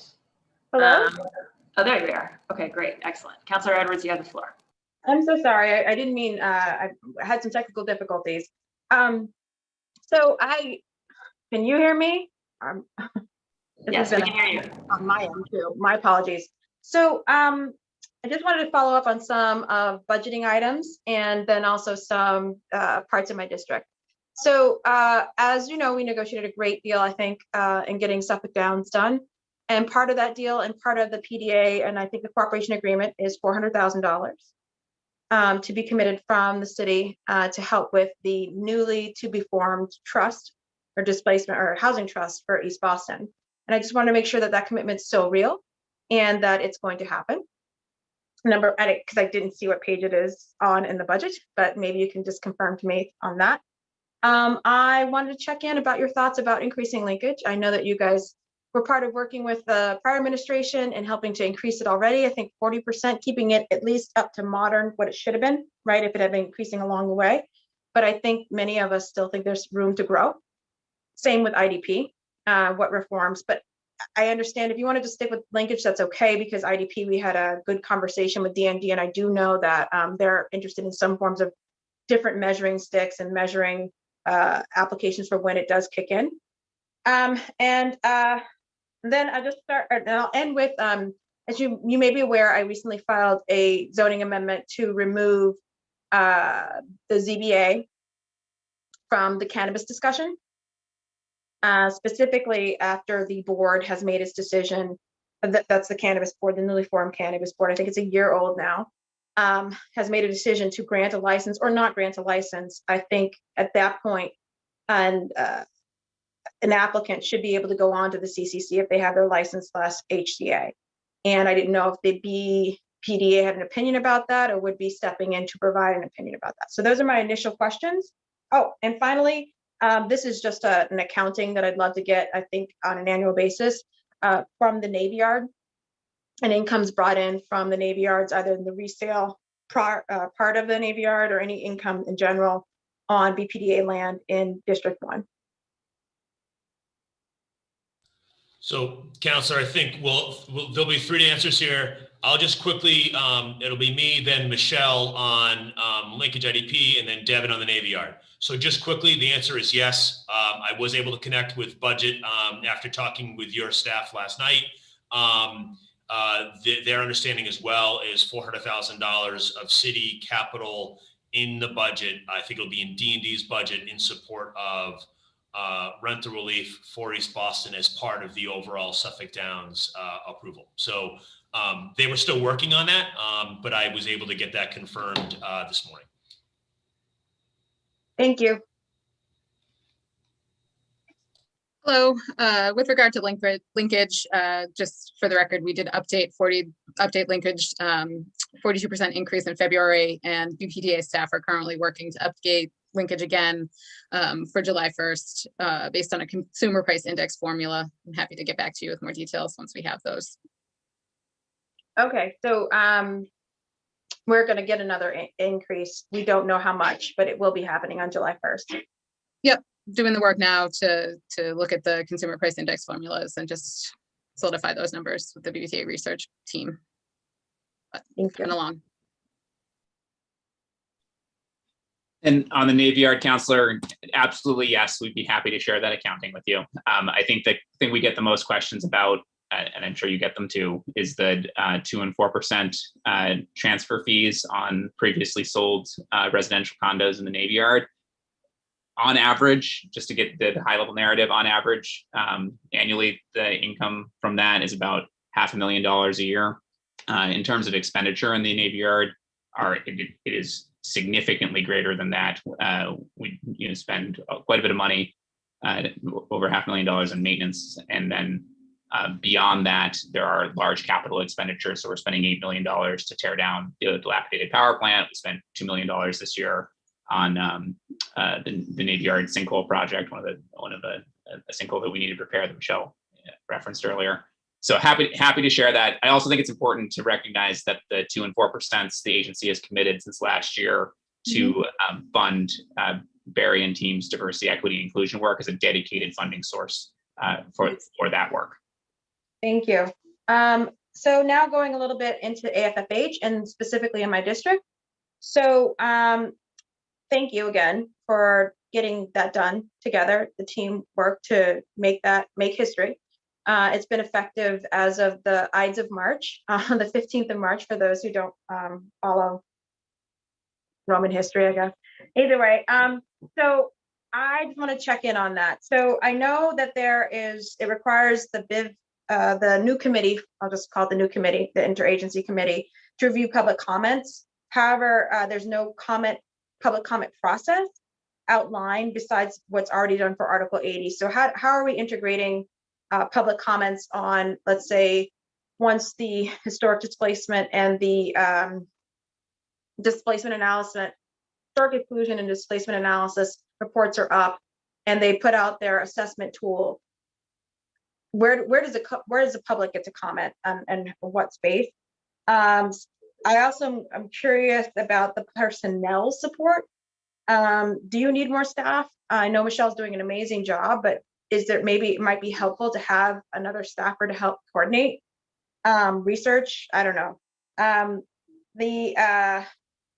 The community and housing profile map website is really good, so compliments to whoever did that. However, a dynamic displacement risk analysis and mapping is lacking, so I'm just curious when that's going to be up. And then projects next to vacant land, water, or other underdeveloped land, I think might skew some of the results of your AFFH analysis. So how are you compensating for when there's like vacant land around there to help make sure that there's a true depiction of displacement and historic exclusion? So that's the AFFH kind of analysis. Just picking up on some things, as you know, with the ZBA reform and the executive order from the prior administration, we were looking to have a zoning amendment to lower the threshold for the LLC disclosures of ownership interests at the ZBA, and that was committed to do that. I don't know if you guys are working on that. ISD said you guys are working on that, so it'd be great to know if you are, to make sure that we have that done. The executive order was assuring that things would be done by August of this year, 18 months from its signature. So again, this is for the LLCs that come before the ZBA. Right now, in a PDA, a large corporation that comes before you has to disclose its ownership interest, as you know, right? So we want the same disclosure at the LLC level, or excuse me, at the ZBA level for certain, non-investment properties or those who are developing around in our community. So I'm wondering how that is going. I also wanted to make sure that there's some updates on Suffolk Downs and the HUD complaint that was filed, that was resolved. I'm making sure that the compliance is still going on for inclusion. And let's see. And finally, sorry, just making sure your personnel and your Plan East Boston and Plan Charlestown, thank you both. Thank you for both. I know that they're both working very, very much, and you guys are getting a lot done. So I just wanted to commend you for that, say thank you, but also just to check, is there a specific budget or line item for the community engagement in either plan? That's it. I can take the AFFH questions. Just with regard to the personnel, we're really using this time to take a look as we move through the final, the stages of implementation. And once we get a full roster of projects that are at various stages in the AFFH review process, to see what that looks like in terms of staffing needs. And as you noted, I'm really primarily responsible for the implementation. So I am very keenly aware of when I'm being stretched too thin with regard to the workload that might be coming my way. But as of yet, since we only have really 4 projects filing letters of intent that are required to comply with AFFH, and then another handful that we're working with for voluntary compliance, we've yet to receive the necessary documentation to be reviewed and assessed, which leads into kind of the answers to your next questions, is that as we're rolling out implementation, I think we're engaged in a lot of learning processes about how to best incorporate public comment and review periods into the process. And I think without real world examples of how that works, you can't really predict how that's going to work, aside from taking in all the public comments and making sure that the whole package of materials that are submitted via the Article 80 process, including public comments, the AFFH assessment form, and the housing and household composition community profile report, are reviewed thoroughly by the Boston Interagency Fair Housing Development Committee, and just making sure that they have the time and resources they need to look at that information. And then figure out, is there a better way to get the information they need to make an assessment and determination. And then I think you had a question about the report itself with regard to open land. We've been trying to figure that out as well, since the report looks at a 1/4-mile radius, and that goes different lengths of depth depending on where you're developing. So we're really working with these large PDAs that are in large projects that are coming in that may be voluntarily complying with AFFH at this point, because we haven't received any that need to comply, to look at kind of the perimeter of the project and to take a look at what works best with regard to getting the best information about the community, just to make sure that no one's kind of putting that red dot when you look at the profile report, like in the dead center of an uninhabited place. So, we're really looking at making sure that the report is pulling from data that is useful to look at the community, unless it's truly, an empty area to look at. But I think just being flexible with regard to taking a look at the report and really utilizing what the report has to say, even if that means putting that pin that generates the report in several different places at the project site. But more to come as we move through the implementation phases. And I hope that was all of your AFFH questions. Just the public comment, how does the public comment? So with regard to the public comment, it's just making sure that the information is available on the BPDA website as part of the PNF form, public comment via community meetings, and the regular public comment structure that already exists within Article 80, and trying to integrate that into the AFFH process. Well, I want to thank you so much. You and Sanal have been great, and I know that there are adjustments that are still to come. So I appreciate that, and we'll just continue to communicate. Thank you, Michelle. Yeah, thanks both to you and Councillor Bach for all of your work on this. I don't think that we would have been able to do it in such a short amount of time relative to the amount of time that things take in government world, if not for the community and political support. Yeah, so thank you. Great, thank you so much, Councillor Edwards. I'll ask some questions now, and then we'll go back up to the top. So if there are councillors with second round questions. Before you continue, I'll just follow up then with the other questions that I asked in this beyond the AFFH, because there were several in-district questions. Oh, sorry. Time, but I did ask about in my district, and don't know if you just would prefer that I write to them directly, or. So, sorry, you asked questions, you already put the questions for the district on the record? For example, the ZBA reforms and implementation, right. And then also my district questions about Suffolk Downs, and also the plan East Boston and Charlestown, and the budget for community engagement. Yeah, so we're well past time, but if I can submit those, I will put them on record. What I'll ask the group to do is just, if any of those questions, we did this yesterday when we had some that ran way over, if you want to put any answers, BPDA team, on the record when we come back around, even if Councillor Edwards isn't here, and then anything else will get followed up in written form, that'd be great. Councillor Bach and Councillor Edwards, maybe just on the Suffolk Downs thing, I would just say that why don't we schedule a follow-up meeting between our team and your office just to kind of, I think we've got a bunch of work on that on the IAG going forward. I did happen to talk to the development team last night. They are working really diligently on both the TAPA agreement and the Parks MOU. And so those are both in process with those respective public agencies. And so I think we could hopefully have an update on all three of those items, certainly well after this hearing, but we can do that at a staff level between you and I. And then the ZBA disclosure you can answer on the next round, and we'll follow up with that language. Great. I understand request for time. No worries. Just want to make sure, that we get through everybody. Thank you, Councilor Edwards. I guess my questions, and I'll keep myself honest here. First one is just a little bit of a check-in on a few zoning fronts. So the coastal flood resiliency zoning overlay districts and the zero net carbon building zoning initiative, where things are on those. I don't know if that's a Lauren.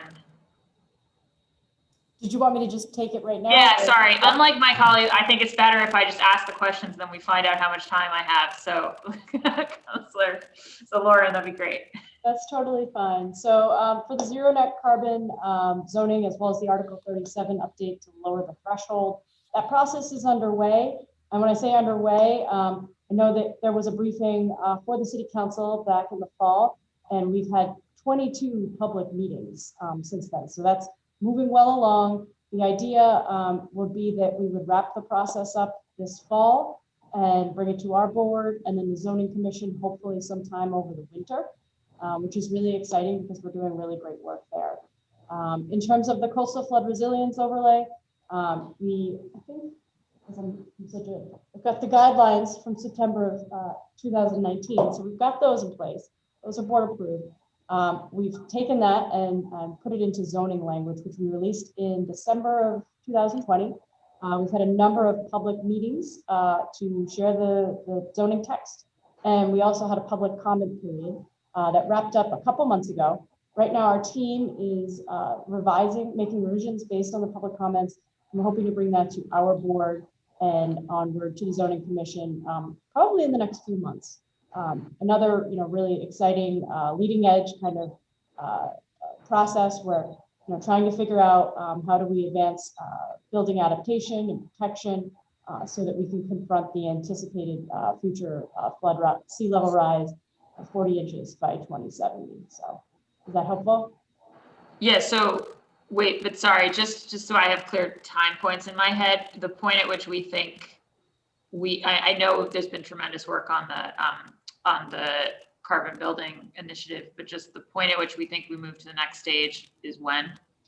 So when we wrap it up and actually bring it into the zoning should be within the next calendar year. Okay. Probably sooner. You mean this calendar year? Well, yeah, I mean, you mean the next 12 months, but I'm hoping for the next 6. That's what I'm saying is we can hope that we can wrap it up by December, but you know how that works. It could be February, but we're well on our way. Okay. No, that's great. That's great to hear. Obviously, we're just eager to, I think we all know that sometimes things like linger in the guideline discussion space for a little bit longer than we wish. And yeah, I mean, that is the goal though, is end of the year. It's just sometimes with, actual schedules lining up. That's okay, great. The CFRAD would be well before then, within the next few months. And then I know that there's some working group underway. It came up at our landmarks hearing on the Article 85 topic. And I think folks know I care quite a lot about that and just about sort of re-envisioning how we integrate historic preservation into our conversations earlier in ways that are more productive for all concerned. Where are we with that? What's the point at which that can become a public conversation? So that one I would have to get back to you on. I know that, I have team members that are working on it. I just haven't had a chance to actually pop into one of the conversations yet. So I'm not really sure in terms of the timeline of when we can bring it public, but it remains very high on our Deputy Director for Regulatory Planning and Zoning, Brian Glasscock's order of priorities. So great. Okay. Well, I would love to. I would love to loop in with you guys on that. It's something again that I'm quite focused on. And I'm glad the conversations are happening. That's great. Yep.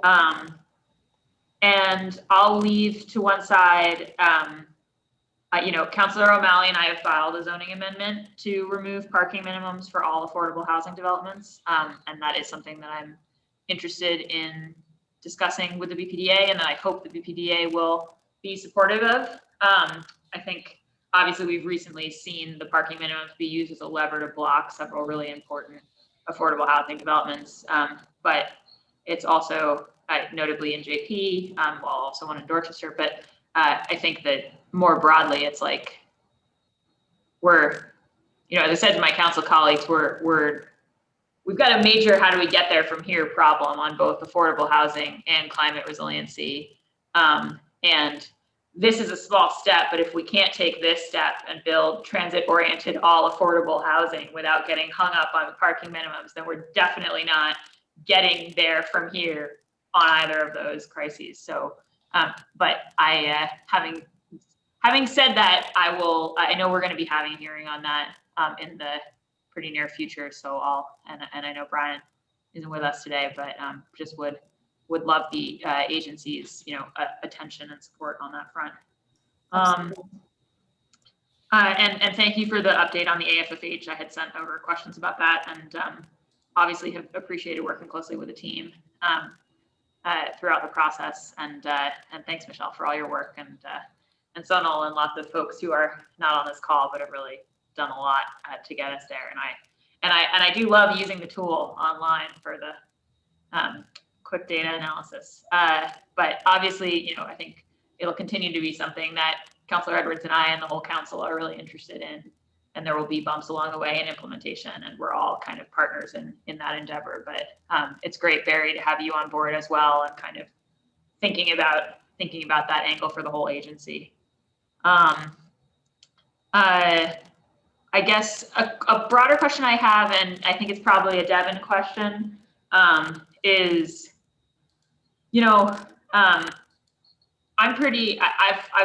so this is also a hearing order that I filed, and we'll have a longer conversation about it when I have a chance to have the hearing. It's been all budget hearings all the time.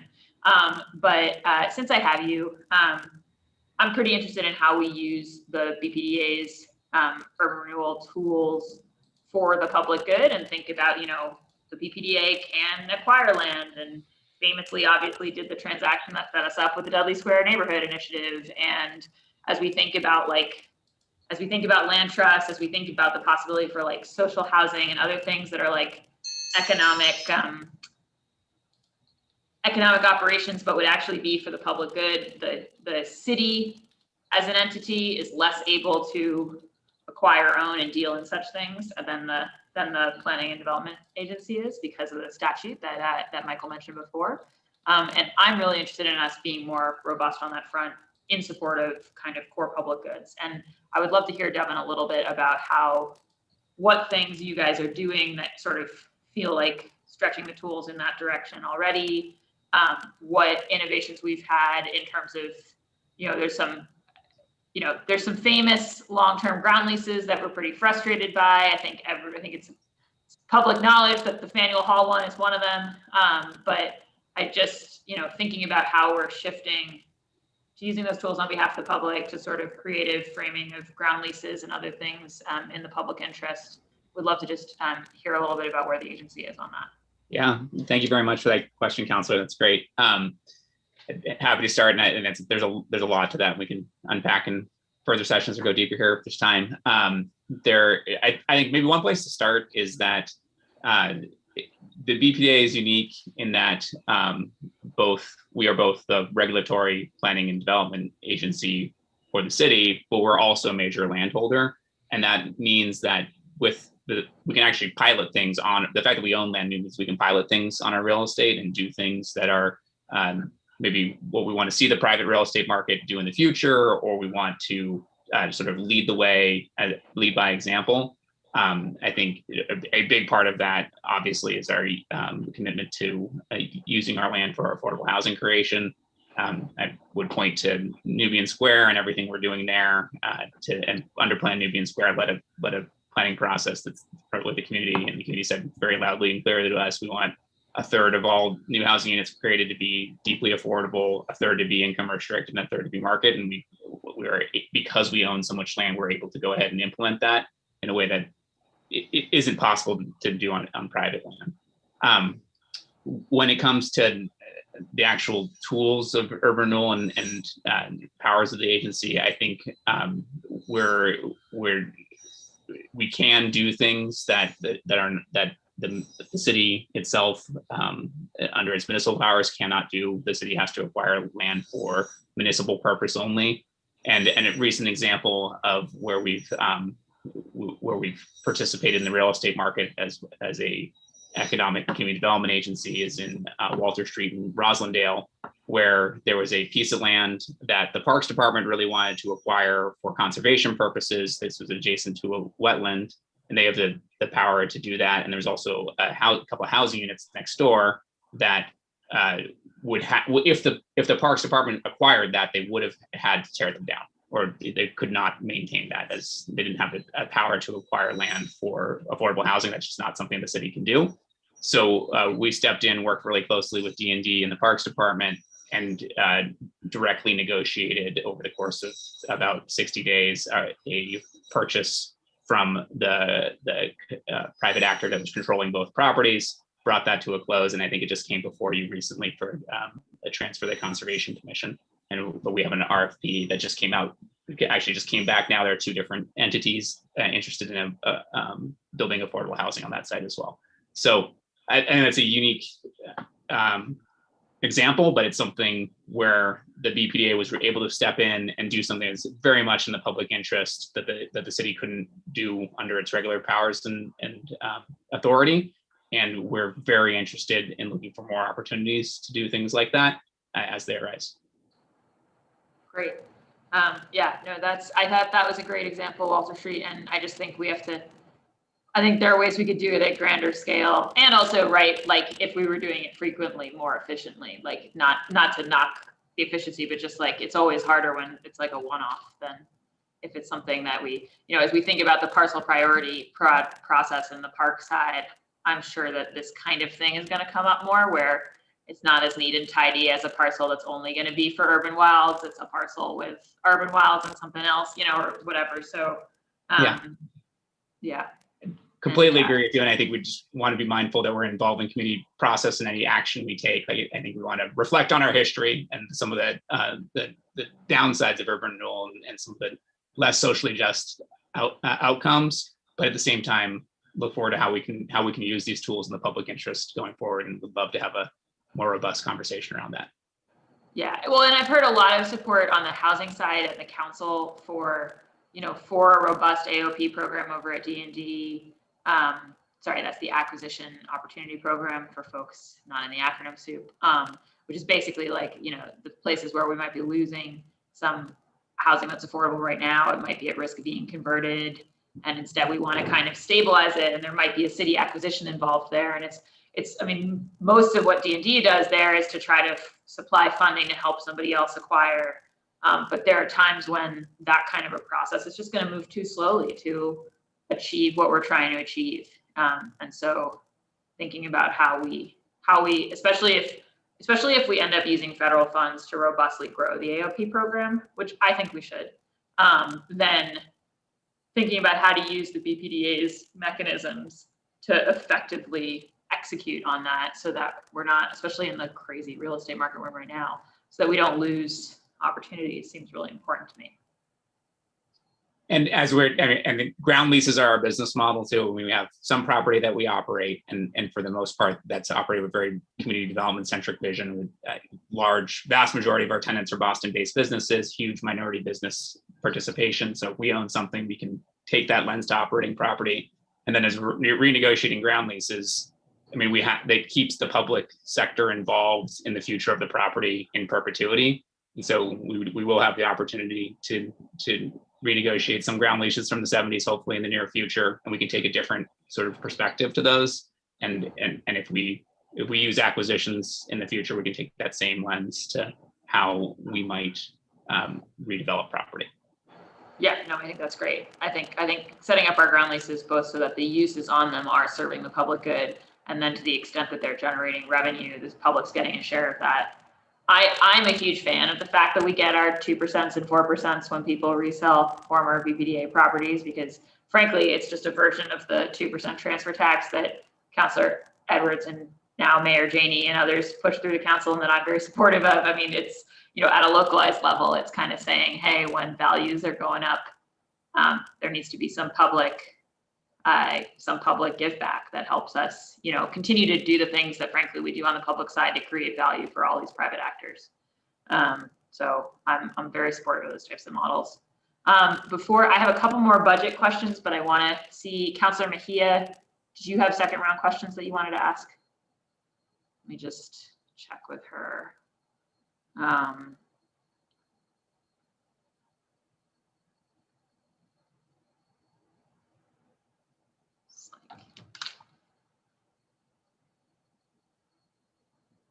The quality of City Hall internet today, I feel like it's like we're getting the ship into port on the department hearings just in time here, just as the boards start falling off. All right, well, okay, I think she's all set, she says. So I'll just, before I ask a few more questions, did anybody have an answer ready to Councilor Edwards' question on the ZBA front? So I can definitely speak to both Plan East Boston and Plan Charlestown. The answer in terms of, do we have a line item in the budget for community engagement? And the answer is no, we do not.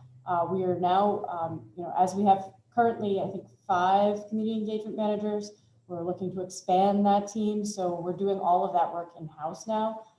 That being said, we're always looking, obviously, to improve our engagement, increase our engagement.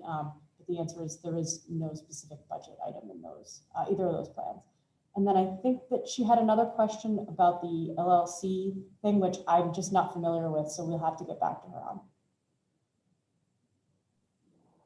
Okay, all right, so the LLC front we'll circle back on. Okay, and I did want to also note on the, Lauren, I did appreciate the sort of maps and other appendix slides that you sent over on the zero net carbon building zoning and the coastal flood zone resiliency zoning overlay. We'll make sure those get posted as well. On the budget front, I was wondering if you guys could speak to a little bit how dependent we are on parking in the BPDA revenue. Like what degree of it is parking? Sure. So I can answer that, I believe. So of our budget of, you know, $60 to $70 million, depending on where we are in a year, about 9 to 10 million of that is parking. I do think that we consider that direct operating funds that, you know, should be kind of like the first dollars that we spend, so to speak. But we have a pretty diverse funding stream. And so I think, you know, Devin can speak to this as well, as our tenants are doing their own return to work plans. You know, we understand the impact of autonomous vehicles. And so we're very curious about the future of parking. And, you know, but we certainly, it's not our only funding stream, if that answers the question. Devin, do you have thoughts? Yeah, I think maybe one thing I would add is we have, I think, 5 different revenue generating parking lots, but the big one, where the majority of the parking funds come, is in the built parking garage in the Marine Park. Everything else is open lots. So the open lot spaces may over time be better utilized as other things. The garage is actually, I think, from a public policy perspective, beyond being a revenue generator, is also it's pretty solid foundational planning, and credit to the generations of Marine Park planners that came before us that said, hey, a centralized parking model is probably better for this district, and allows the BPDA to control both parking demand and accessibility over the long term. And the number of parking spaces in South Boston is capped by the EPA mandated parking freeze. So I think as a planning agency, we don't want to be dependent on parking revenue, but the you know, well over half of our parking revenue comes from the garage in the Marine Park, which I think is a fairly good example of well done, structured, centrally managed parking. Okay, no, that's great to understand, and it's good to know that it's more than half from there. I'm slightly scarred, and I can tell it's a scar because as I say it, I think I might have mentioned it in last year's BPDA budget hearing, but I went to an initial meeting as a mere community member in like 2015 on the lot that borders Bay Village and Chinatown. And at the time, there was a BPDA person in the room who was very clear on the fact that like no matter what we did, it was like, oh, this property, it has this easement where you have to be able to cross through it. And we're also, you know, obviously we were talking about the library at the time, we were talking about housing. And then the like BPDA person was like, and it has to generate the same amount of parking revenue as it does for us now. And that was, and I think we talked about this before, because I remember you saying, oh, the agency would not say that today. That's not where we are. But just as somebody who is constantly trying to move us towards better uses in downtown neighborhoods, just that degree of dependency on parking still worries me a bit. And especially, and you've made the right distinction, right, Devin, especially those service area lots where we might think about public uses going forward. Yeah, and if I can, the 290 Tremont Street example, I think what's important for us to articulate is that we are willing, able, and frequently do sell property below market rate to support community development, but we are emphatically against giving away property to private developers to enhance their bottom line. And we think that the real estate value in the BPDA's property holdings needs to accrue to the public interest. So I mean, maybe benefit of the doubt that was perhaps what a previous colleague might have been trying to say, that we're not interested in subsidizing private development, but we are very interested in subsidizing public development. Great. And can you speak to me a little bit about on the BPDA capital side,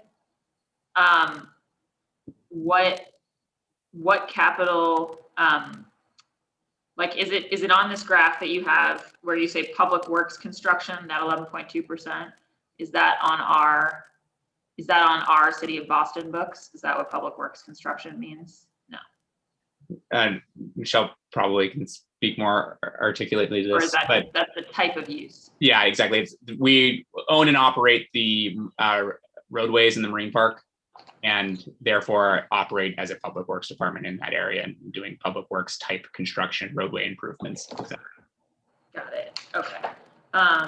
But if I'm sorry, I'm just looking at. Yeah, so on our slide here, the BPDA real estate capital needs, we've got this categorized by procurement law. We are trying to approach our projects, with that in mind and try to organize and group in that way. And so that's just our way of referring to road improvements. And so if we were to go through our portfolio, there's a lot of investment that we would need to get the parks up to ADA code, and it includes street lights and all of those types of projects. And as we start to move into sinkholes and pier repairs, it's less of a vertical construction and more horizontal construction. And so as we, if you were to look at a long-term glimpse at our portfolio, we, for about 4 or 5 years, we were very focused on China trade and did an awful lot of 149 construction, and now we're experiencing a lot more public works style projects, and so that's our way of trying to reflect that. Got it. And it looks to me, flipping through our budget book, like you guys aren't actually asking for any city capital authorization this year. So we did not receive any new funding. They are continuing to fund projects previously approved. We had submitted a request, not funded at this time, and we're hopeful that in the next few cycles we can keep moving. We're very grateful for the projects that we have, particularly our Northern Ave investments, and so we're excited to get those procured and moving as well. Yeah, and how do you think, I mean, I have to confess that with my Ways and Means hat on, I'm like somewhat glad that there's no new authorization, only because I sort of think it's like, I mean, there are many respects in which the agency, I think, is glad to be every tub on its own bottom. And it seems to me like I've never been clear on the basis on which some projects came across onto the city capital budget. And I don't know, Devin, if you want to speak to what that basis is when you guys request it. I think probably the best example of what I think we would promote as a very appropriate city funded project are these street improvements, because one of our objectives is honestly to exit the business of running a small public works department and transfer those streets to the city. But the city's will not accept those streets as public rights of way until they meet certain standards. So we're asking for, and have received some help to do that. And of course, we funded the vast majority of it on our own, but with some city funding, we can help get to that goal faster. Got it. And so that's an active plan, is to get those streets up to snuff so they can be transferred over.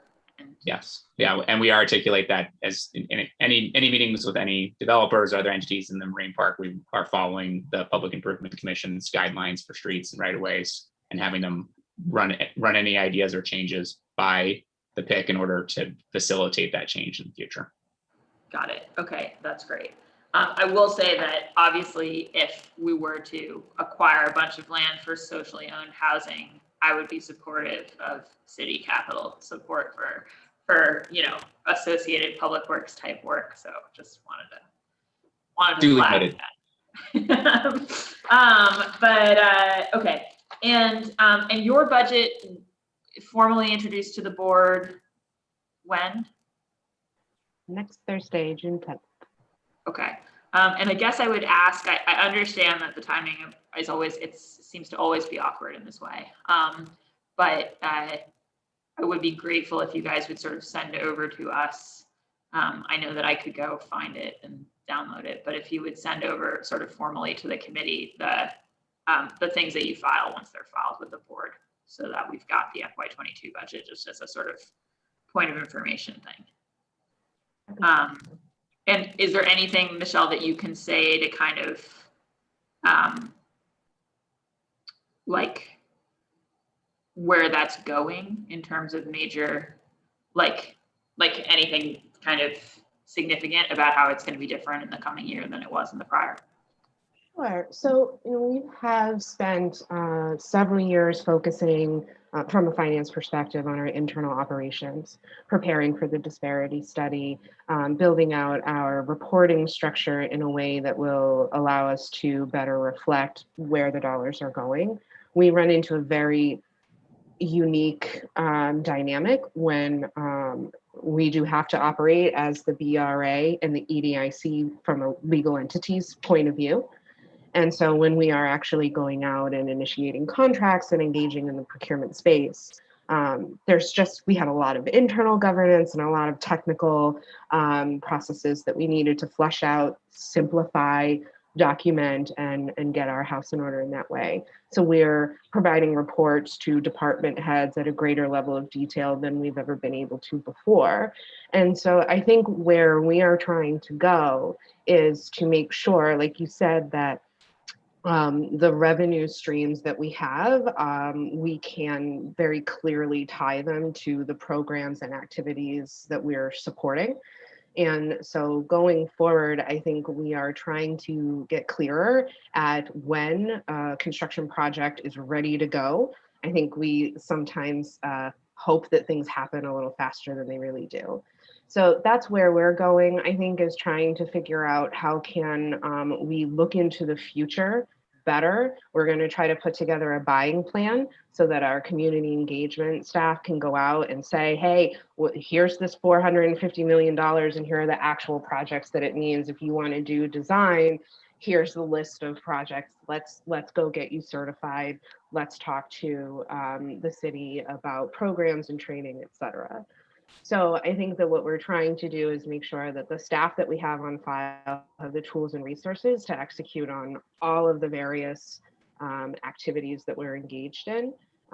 We are, looking at outside support, and when we do things in-house, just to make sure, like Lauren said, that if there's something as important as community engagement, that, we're building out the staff to do that internally. We're supporting Barry to make sure that we're giving him the resources that he needs. So we're going to see a lot of growth in that area. And I think we're also hopeful, Katie, maybe you could jump in and give OWD a quick plug here, but, we're really hopeful that, some of the work that we've done here is going to put OWD in a better position to leverage all of their grants and make sure that any additional funding that the organization might need, that they get supported first before we do any of our other initiatives. So we're hoping that the budget can really be a management tool for us to communicate better. And so that's part of why we come to you here also, is that discipline and conversation of hearing what's important and then integrating it on an annual basis into what we're doing. Great, thank you for that overview. And yes, I would love to hear from Katie. I was also going to ask her a question just so that we hear from OWD. But Katie, if you want to weigh in on what Michelle just said. No, I mean, thanks. I think we're talking a lot locally about the sort of distribution of job training programs across the city. And it's really interesting. I feel like I've learned a lot in the last couple of hours and listening in. So it's been great to be a fly on the wall for that. We work very closely with all of our funded partners and with other sort of workforce funders in the city to understand the dynamics of what's happening. And I'll say that the pivot to remote training for so many of our providers has been really fascinating, just to see like what programs are taking away from that. So, definitely we're at like a very fruitful moment for workforce development. There's a lot of need and there's a lot of people rethinking the way that they've done things for a long time. So both of those are really exciting conversations to follow and just to braid together with the understanding of where development is happening across the city. And can you speak a little bit, Katie, to the Office of Workforce Development? Now, your formal budget comes entirely through EDIC, is that right? Yes, that's correct. Yes. I think that, as Michelle pointed out in her opening remarks, the linkage amounts are not covered in that. So I think what's not included is we in the last fiscal year obligated just over $5 million in Neighborhood Jobs Trust linkage funds. So that would not be included, but other than that, yes. Got it. And so you obligated 5. How much is sitting in the Neighborhood Jobs Trust unobligated right now? That is I could pull that up. We do have we work with Treasury to manage those funds, and so it does fluctuate a little bit from quarter to quarter. Right now, our uncommitted funds balance as of February was about $3.5 million. Not an unexpected amount for this time of year, since we will be going into our procurement cycle for Neighborhood Jobs Trust grantees and releasing requests for proposals this summer. So expect that figure to go down, but that's what we have as of February. So, got it. And how is OWD involved? I mean, sort of like, I know that you are involved, but in the conversations around the ARP funds and kind of, thinking about because I'd say we've had a variety. So this is the last, right, of these departmental budget hearings. And on our tour through the departments, there's an awful lot of departments who are trying to think about a job training piece. So there's like, environment sitting with $1 million for green jobs. Then you've got the hard hit industries, $1 million. Then you've got the arts and culture one. And a lot of these are departments with high expertise in the area of substance that they are working in, but not necessarily expertise in job training and pipeline programs. And so I'm kind of trying to understand, and all those things are information. And there's no shame in that. The ARP was passed in mid-March, right? Like, we're all building this, bicycle as we ride it. But I think it has been a little bit of a flag for me that it feels like some of those departments could use really active partnership with folks who think about workforce development stuff all the time. So I want to know where that set of conversations is. Yeah, I mean, in some cases, we're building on longer term conversations that extend well pre-COVID. So we have been, for example, meeting with the Environment Department on a monthly basis for the last year and a half or so to talk about green jobs and green jobs training. and have developed sort of a set of policy principle, like priorities that we want to advance. So as the funding becomes available, if it does in fact become available, then that, can hopefully track with the sort of strategic planning that we've been doing all along. A lot of what we emphasize are more pathways and models that are somewhat content neutral. So we think about registered apprenticeship, we think about pathways through community colleges, we think about occupational skills training in community-based organizations.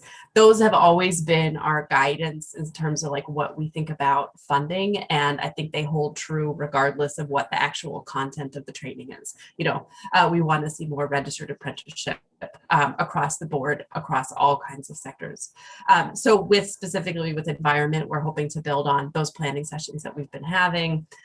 With arts and culture, I think this is something that Trin has led, and she could maybe speak to more, but we have been working pre-COVID. We worked with with UMass Dartmouth to put together a research project on career opportunities in the creative economy for Boston residents. So really thinking not just about traditional arts and culture employers, but also really thinking about the creative economy type jobs that are embedded within larger organizations or embedded within, the graphic designer who works for State Street, right? And then really mapping those back to career pathways that are offered, whether it's through BPS and their career and technical education, or whether it's again through our tuition-free community college initiative. So I think to a large extent, we hope to, use some of these funds to advance those longstanding priorities. We also put in a request for funds to advance digital literacy, just seeing that is something that was critically important pre-pandemic. And, obviously the last 14, 15 months have taught us that it's indispensable. So I agree, there's a lot of, a conversation that might be happening in different places depending on kind of the content that people want to do, but that we would always point back to the importance of pathways and what those pathways should include. And we definitely are ready to work with any department to advance those.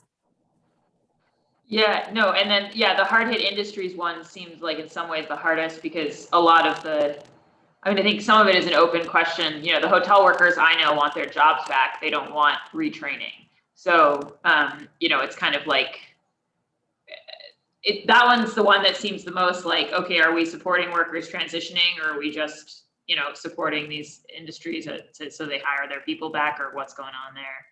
No, absolutely. And, I think there's a lot of advocacy and organizing happening with, whether it's hotel workers and their organizations or community-based organizations. And so hopefully that, creates some opportunities that we can then come in and fund projects that do help people. We have worked closely with Best Hospitality, the Local 26 Training and Upgrade Fund, over the last year and a half to provide resources. We've done a number of sort of emergency grants to them to support their workforce.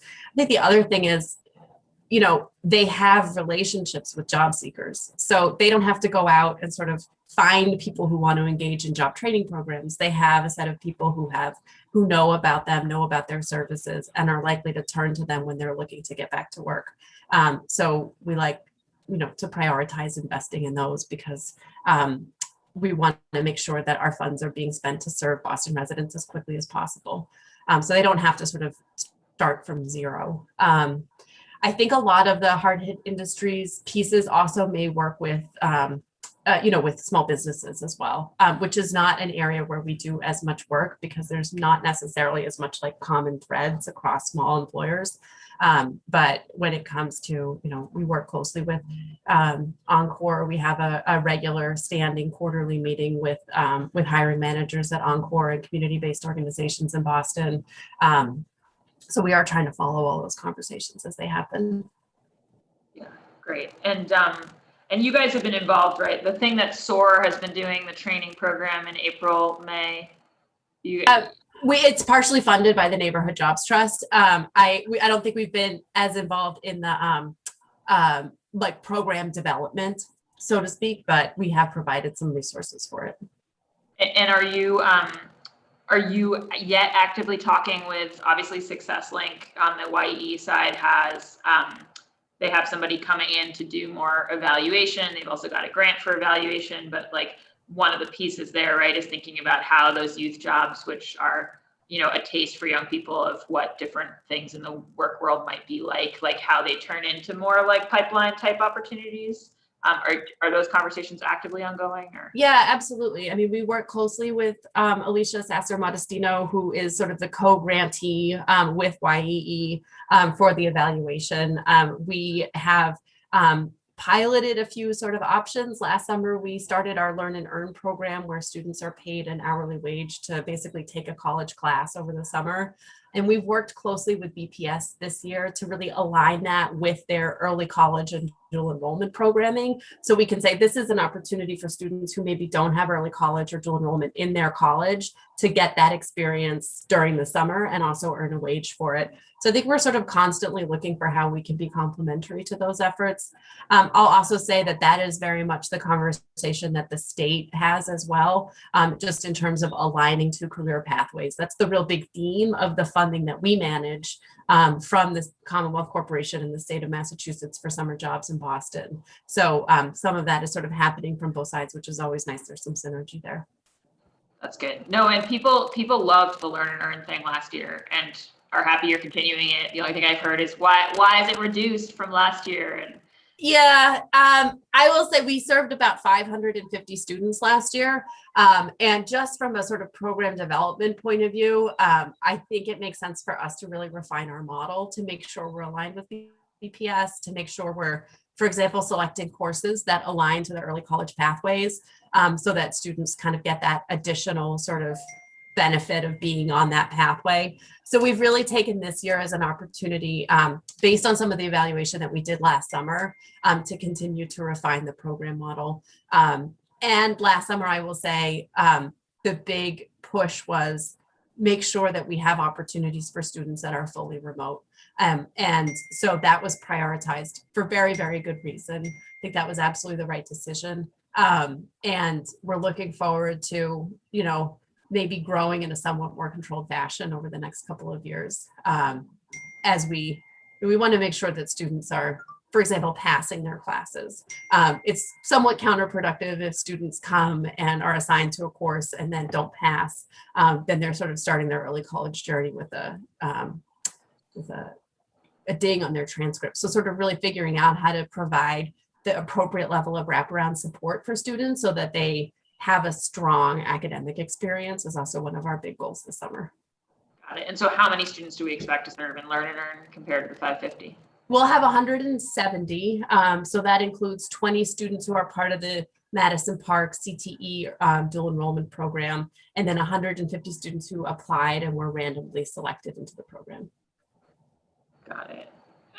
And what was the acceptance rate? Like how many did we turn away? The application is actually still open. So we'll be sort of going through, they've extended the application a couple of times. Last summer, I will say we had about 1,100 applications. And this summer, I think we had about 300 applications. So the number of applications went way down as well. Right. But it's about double in each instance. Yes, exactly. So maybe a 50% acceptance rate. Okay.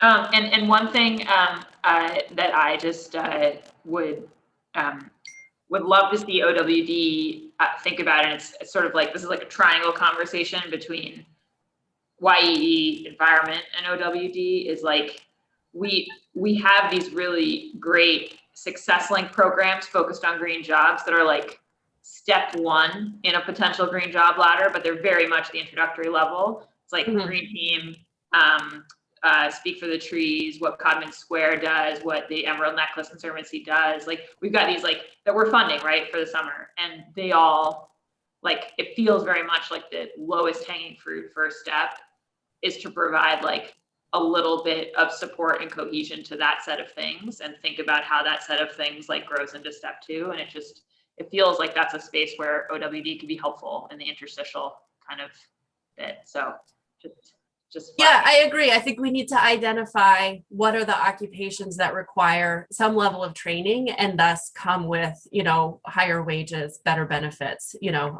that we can sort of be putting students on a training pathway toward. So I agree with that. Great. And then a question that's for you and the BPDA, because everyone's sitting here wondering when I'll stop asking questions just to Katie, is and I've talked to John about this before, but I just want to put it on the record, kind of, with both OWD and BPDA in the room, I think both, certainly my district, certainly Councillor Flynn's district, probably Councillor Braden's district to some extent, we're all seeing this huge growth in lab space. And I'm very, very antsy that as we create a bunch, a noticeably higher percentage of Boston commercial real estate that is devoted to lab, that we have pipelines for our young people into jobs in those labs. And I recognize that there's a pipeline in the mix there that's a academic tertiary education pipeline to principal investigator, et cetera, right? Which isn't one that we're going to be able to, from an OWD side, do much on. But when I think about lab technicians, when I think about the whole kind of support world around a lab, and even, lots of people I know have been lab techs and have then gone off to get their PhD in science, right? So it's not a totally unrelated space. It feels to me like the same way that we're pushing environment on green jobs, oh my gosh, if we're gonna, with the carbon performance standards, create a whole demand for building retrofit, we, the city, should be on the cutting edge of thinking about how we get our young people into the work pipeline that we are creating, because shame on us if we don't figure out how to do that. It's here, obviously, we're more channeling a private sector thing, but we are channeling it with our sort of, our planning and development decisions about lab space. And what I don't want, as somebody who with a district that hosts many industries of which we are proud, but that hire too few of the young people who grow up in the area, I've already got that in the world of the hospitals and the universities. And if we go into increasing commercial lab space and that's another space where that becomes too true, it worries me. So I just, and obviously what matters is that effective pipeline, the one that actually ends up with somebody with a job. So just really would love a little bit of an update on where OWD and BPDA are and thinking about this strategically. How do we align jobs trust plans with making a dent in this? Just if anybody could speak to that. I mean, I absolutely agree. There's an explosion of potential lab jobs, and there's a dearth of the sort of community-based training programs that we tend to support. There are a couple of really strong ones. Justice Start in Cambridge has a great lab technician training program that's historically been focused on pharmaceutical employers in Kendall Square. There's Mass Bio Ed just launched an apprenticeship program that is a paid apprenticeship program to train in different kind of lab roles. So I think these are exactly the kind of mid-skill, in-demand, good-paying career pathways that we should be thinking about. And once students get into employment at a large employer, have opportunity for advancement. So yeah, we will definitely be including life sciences and in our upcoming RFP. In general, the way we work is organizations and through investing in their programs. So we are very hopeful that we'll receive applications that speak to this need. And I think many of our job training partners are, seeing the same headlines and seeing the writing on the wall that this is the space they should be moving into. So we're happy to sort of continue to participate in those conversations and hopefully have opportunities to invest in them moving forward. Yeah. I just want to add one quick thing to that, which is just a plug for our Plan Nubian Square community planning meeting coming up at the end of the month, where we're looking at parcel P3, where we know there's a lab interest from the real estate community. And we're talking about precisely, this is the focus of the meeting with the community, talking about the pathways between the potential jobs that are created from that type of development and the existing and then potential future pathways. Also thinking about Madison Park, Benjamin Franklin's move to Nubian Square, what potential future pathways might exist to connect residents of Boston, particularly Roxbury in that case, to laboratory uses if that indeed comes to pass. No, that's great. I really think that, to your point, Katie, about our general model, Like, I really think that cracking this in a transformative way that results in different outcomes is going to involve city leadership above and beyond us waiting for our ecosystem of partners to figure something out. Not because our ecosystem of partners is not excellent.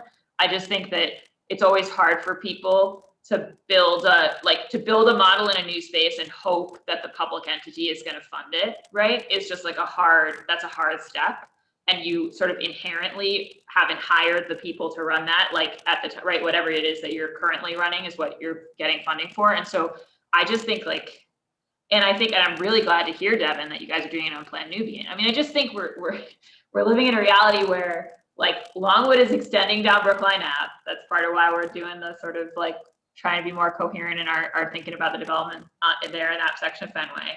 And then the entire Red Line corridor is becoming a lab corridor. And it's like, yeah, right now we're talking about Flynn's district in mind, but we will be in a serious way talking about 7 and 4, and we already kind of are, right? And like, it's just, it just would be so, it would be so easy for that conversion to happen at scale and us to have really like not figured out this piece. And then like all of our successors in 10 years will be like, well, didn't they see it? Why didn't they do it? Yeah.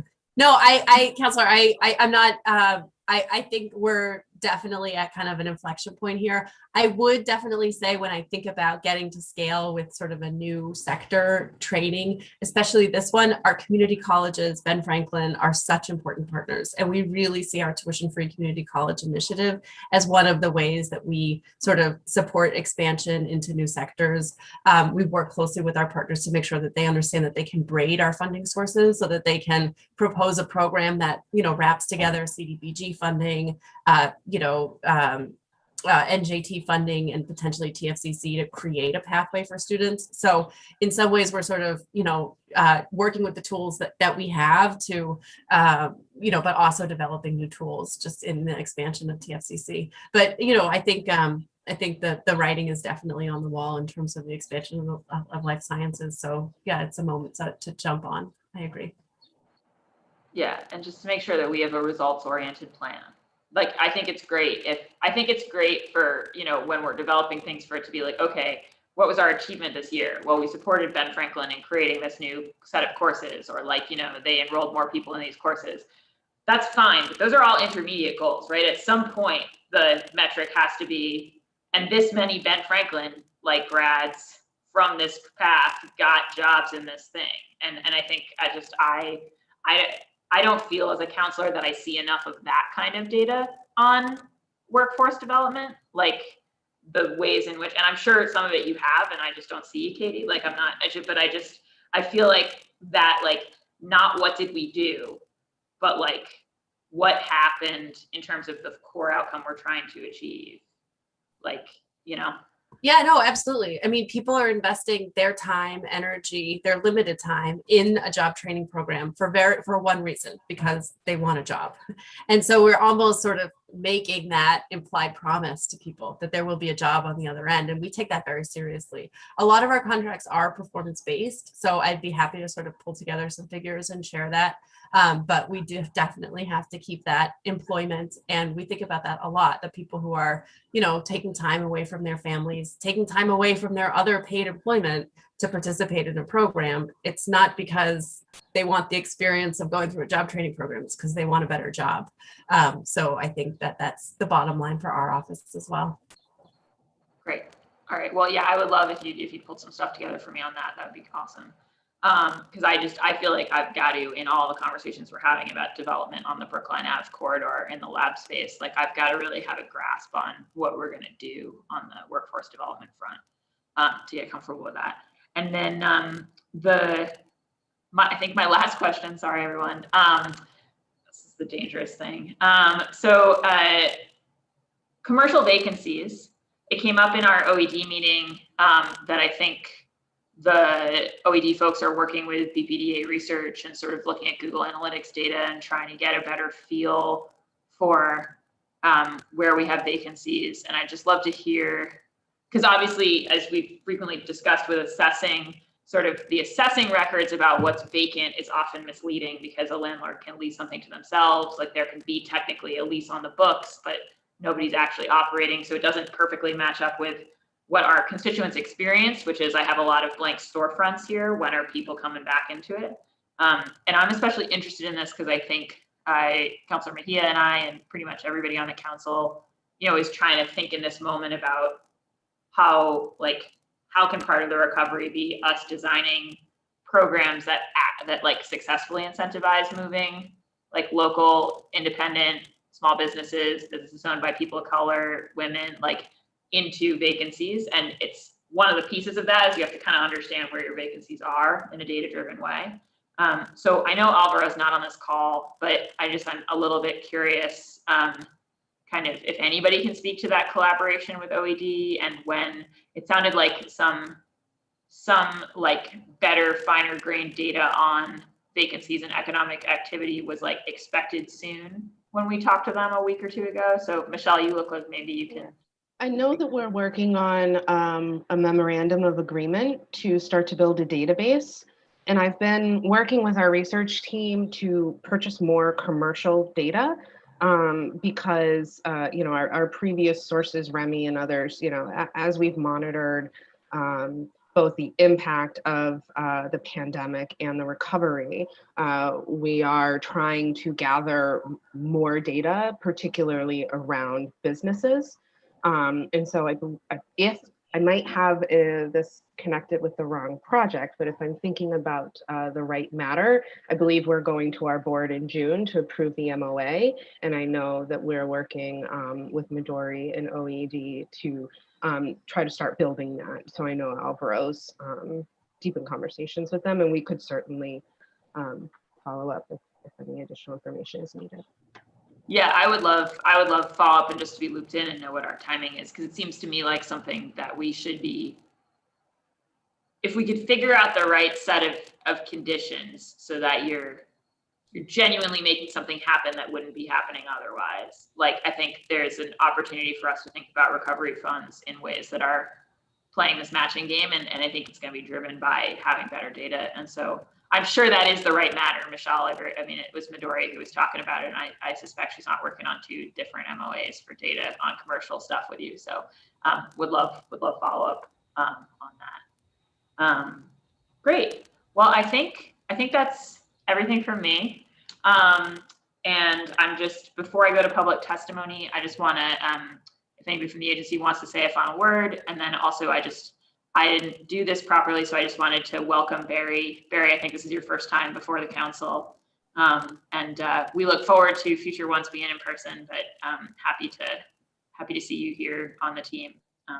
Yeah, so just wanted to say that. And if anyone from BPDA wants to say anything before I go to public testimony, now's your chance. Just one clarification. I misspoke a little bit earlier regarding my linkage comments. Getting a little ahead of myself.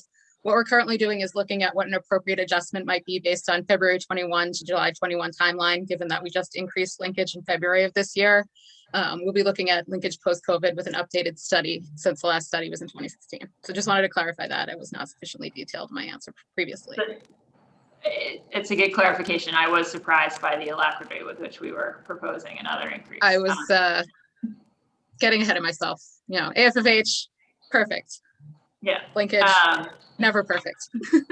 All right. Well, we will let Councilor Edwards know so that the time period is looking at that, and then yeah, I think we're all antsy on the council to think about another increase, but also mindful that there's a need to kind of figure out where the economy is actually at, which has been a bit of a black box for everybody, just a rapidly shifting landscape, right? So, great. Anything else?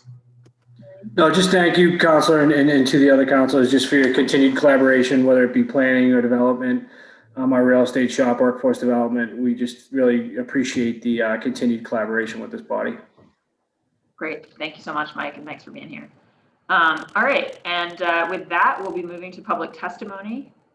So I'll be transferring folks into the room. I've got Tom Reddy and Sarah McCammond be up first. And then if you are watching this at home and you had wanted to testify and you aren't in the Zoom, now would be the time to quickly email ccc.wm@boston.gov and get the link.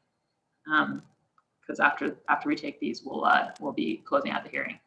And if you're giving public testimony, just state your name, your residence or affiliation, and then just share your comments with us. Mr. Reddy? Thank you, Councilor. Tom Reddy. I live in South Boston in Councilor Flynn's district. I appreciate the time to make comments.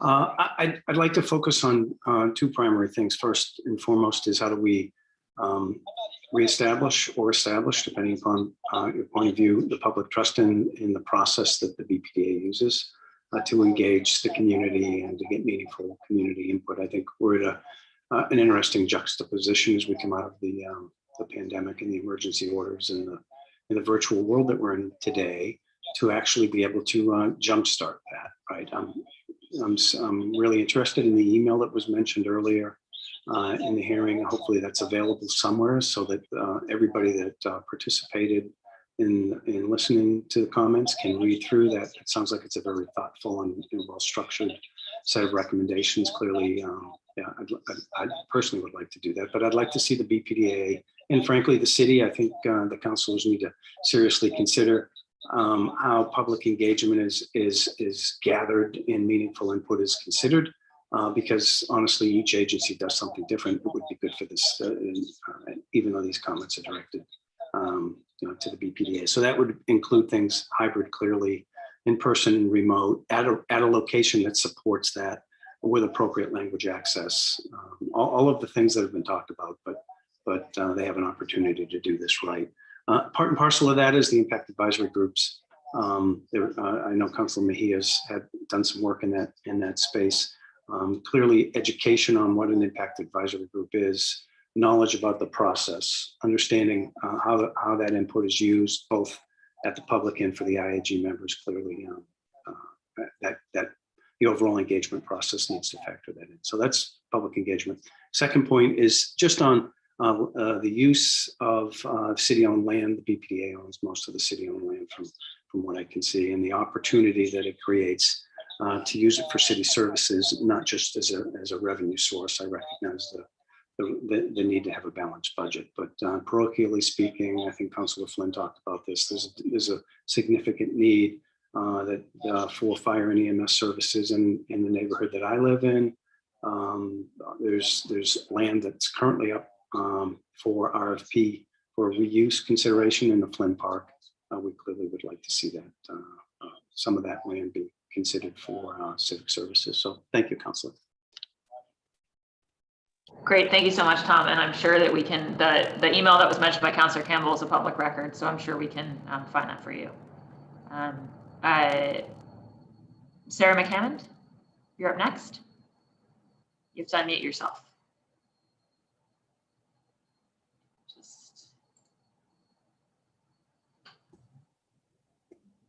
Thank you very much, Councillor Bach. My name is Sarah McCammond. I'm a Fort Point resident, and I'm also the executive director of the Harborfront Neighborhood Alliance. We bring together residents, voices in the neighborhoods from East Boston, Charlestown, North End, downtown, South Boston, Seaport, Fort Point, Water, and Dorchester, Port Norfolk, Columbia, Savin Hill neighborhoods to drive a community driven process for a sustainable and publicly accessible waterfront. And one of the things that we had talked about last year at this time was the community engagement during the pandemic. We are now coming out of that, and with that, the state of emergency will be lifted on June 15th, and we are curious to understand, since that was an remote meetings were an allowed use under that adjustment to open meeting law, how the BPDA will be conducting meetings going forward. We are also have advocated for having a very transparent process where people know who's in the room, they can chat, they can ask their questions, and running Zoom webinar does not facilitate that in any way. So with that, it's a very much bottom down teaching approach, and it does not bring together a high level and robust level of virtual engagement. And so we would like to advocate for Zoom meetings during a hybrid portion of in-person and digital platforms. The other thing that I'll just say really quickly, if I have a minute, is about life sciences. And we're seeing a lot of infiltration or proliferation of life sciences in residential communities, and the head house or the mechanical houses being 20 to 50 feet above zoning really has an impact on the character of our neighborhoods. And we would like to see that zoning be adjusted, or for the height to include a cap or somehow limit those mechanical houses. Thank you. Great. Thank you so much for those comments, Sarah. And yes, and I think we're all thinking that the virtual to hybrid, et cetera, transition it's going to be a work in progress, and it needs to be figured out well and in a way that maximizes, engagement in that sense of people being able to relate to each other. So appreciate those comments, and hope the BPDA will take them back as well. All right. I think that's everybody who we have here for public comment. And so nothing remains except for me to say that this hearing of the Boston City Council's Ways and Means Committee is adjourned. Thank you all. And thank you for your patience with our technical difficulties earlier. Thank you, Councilor.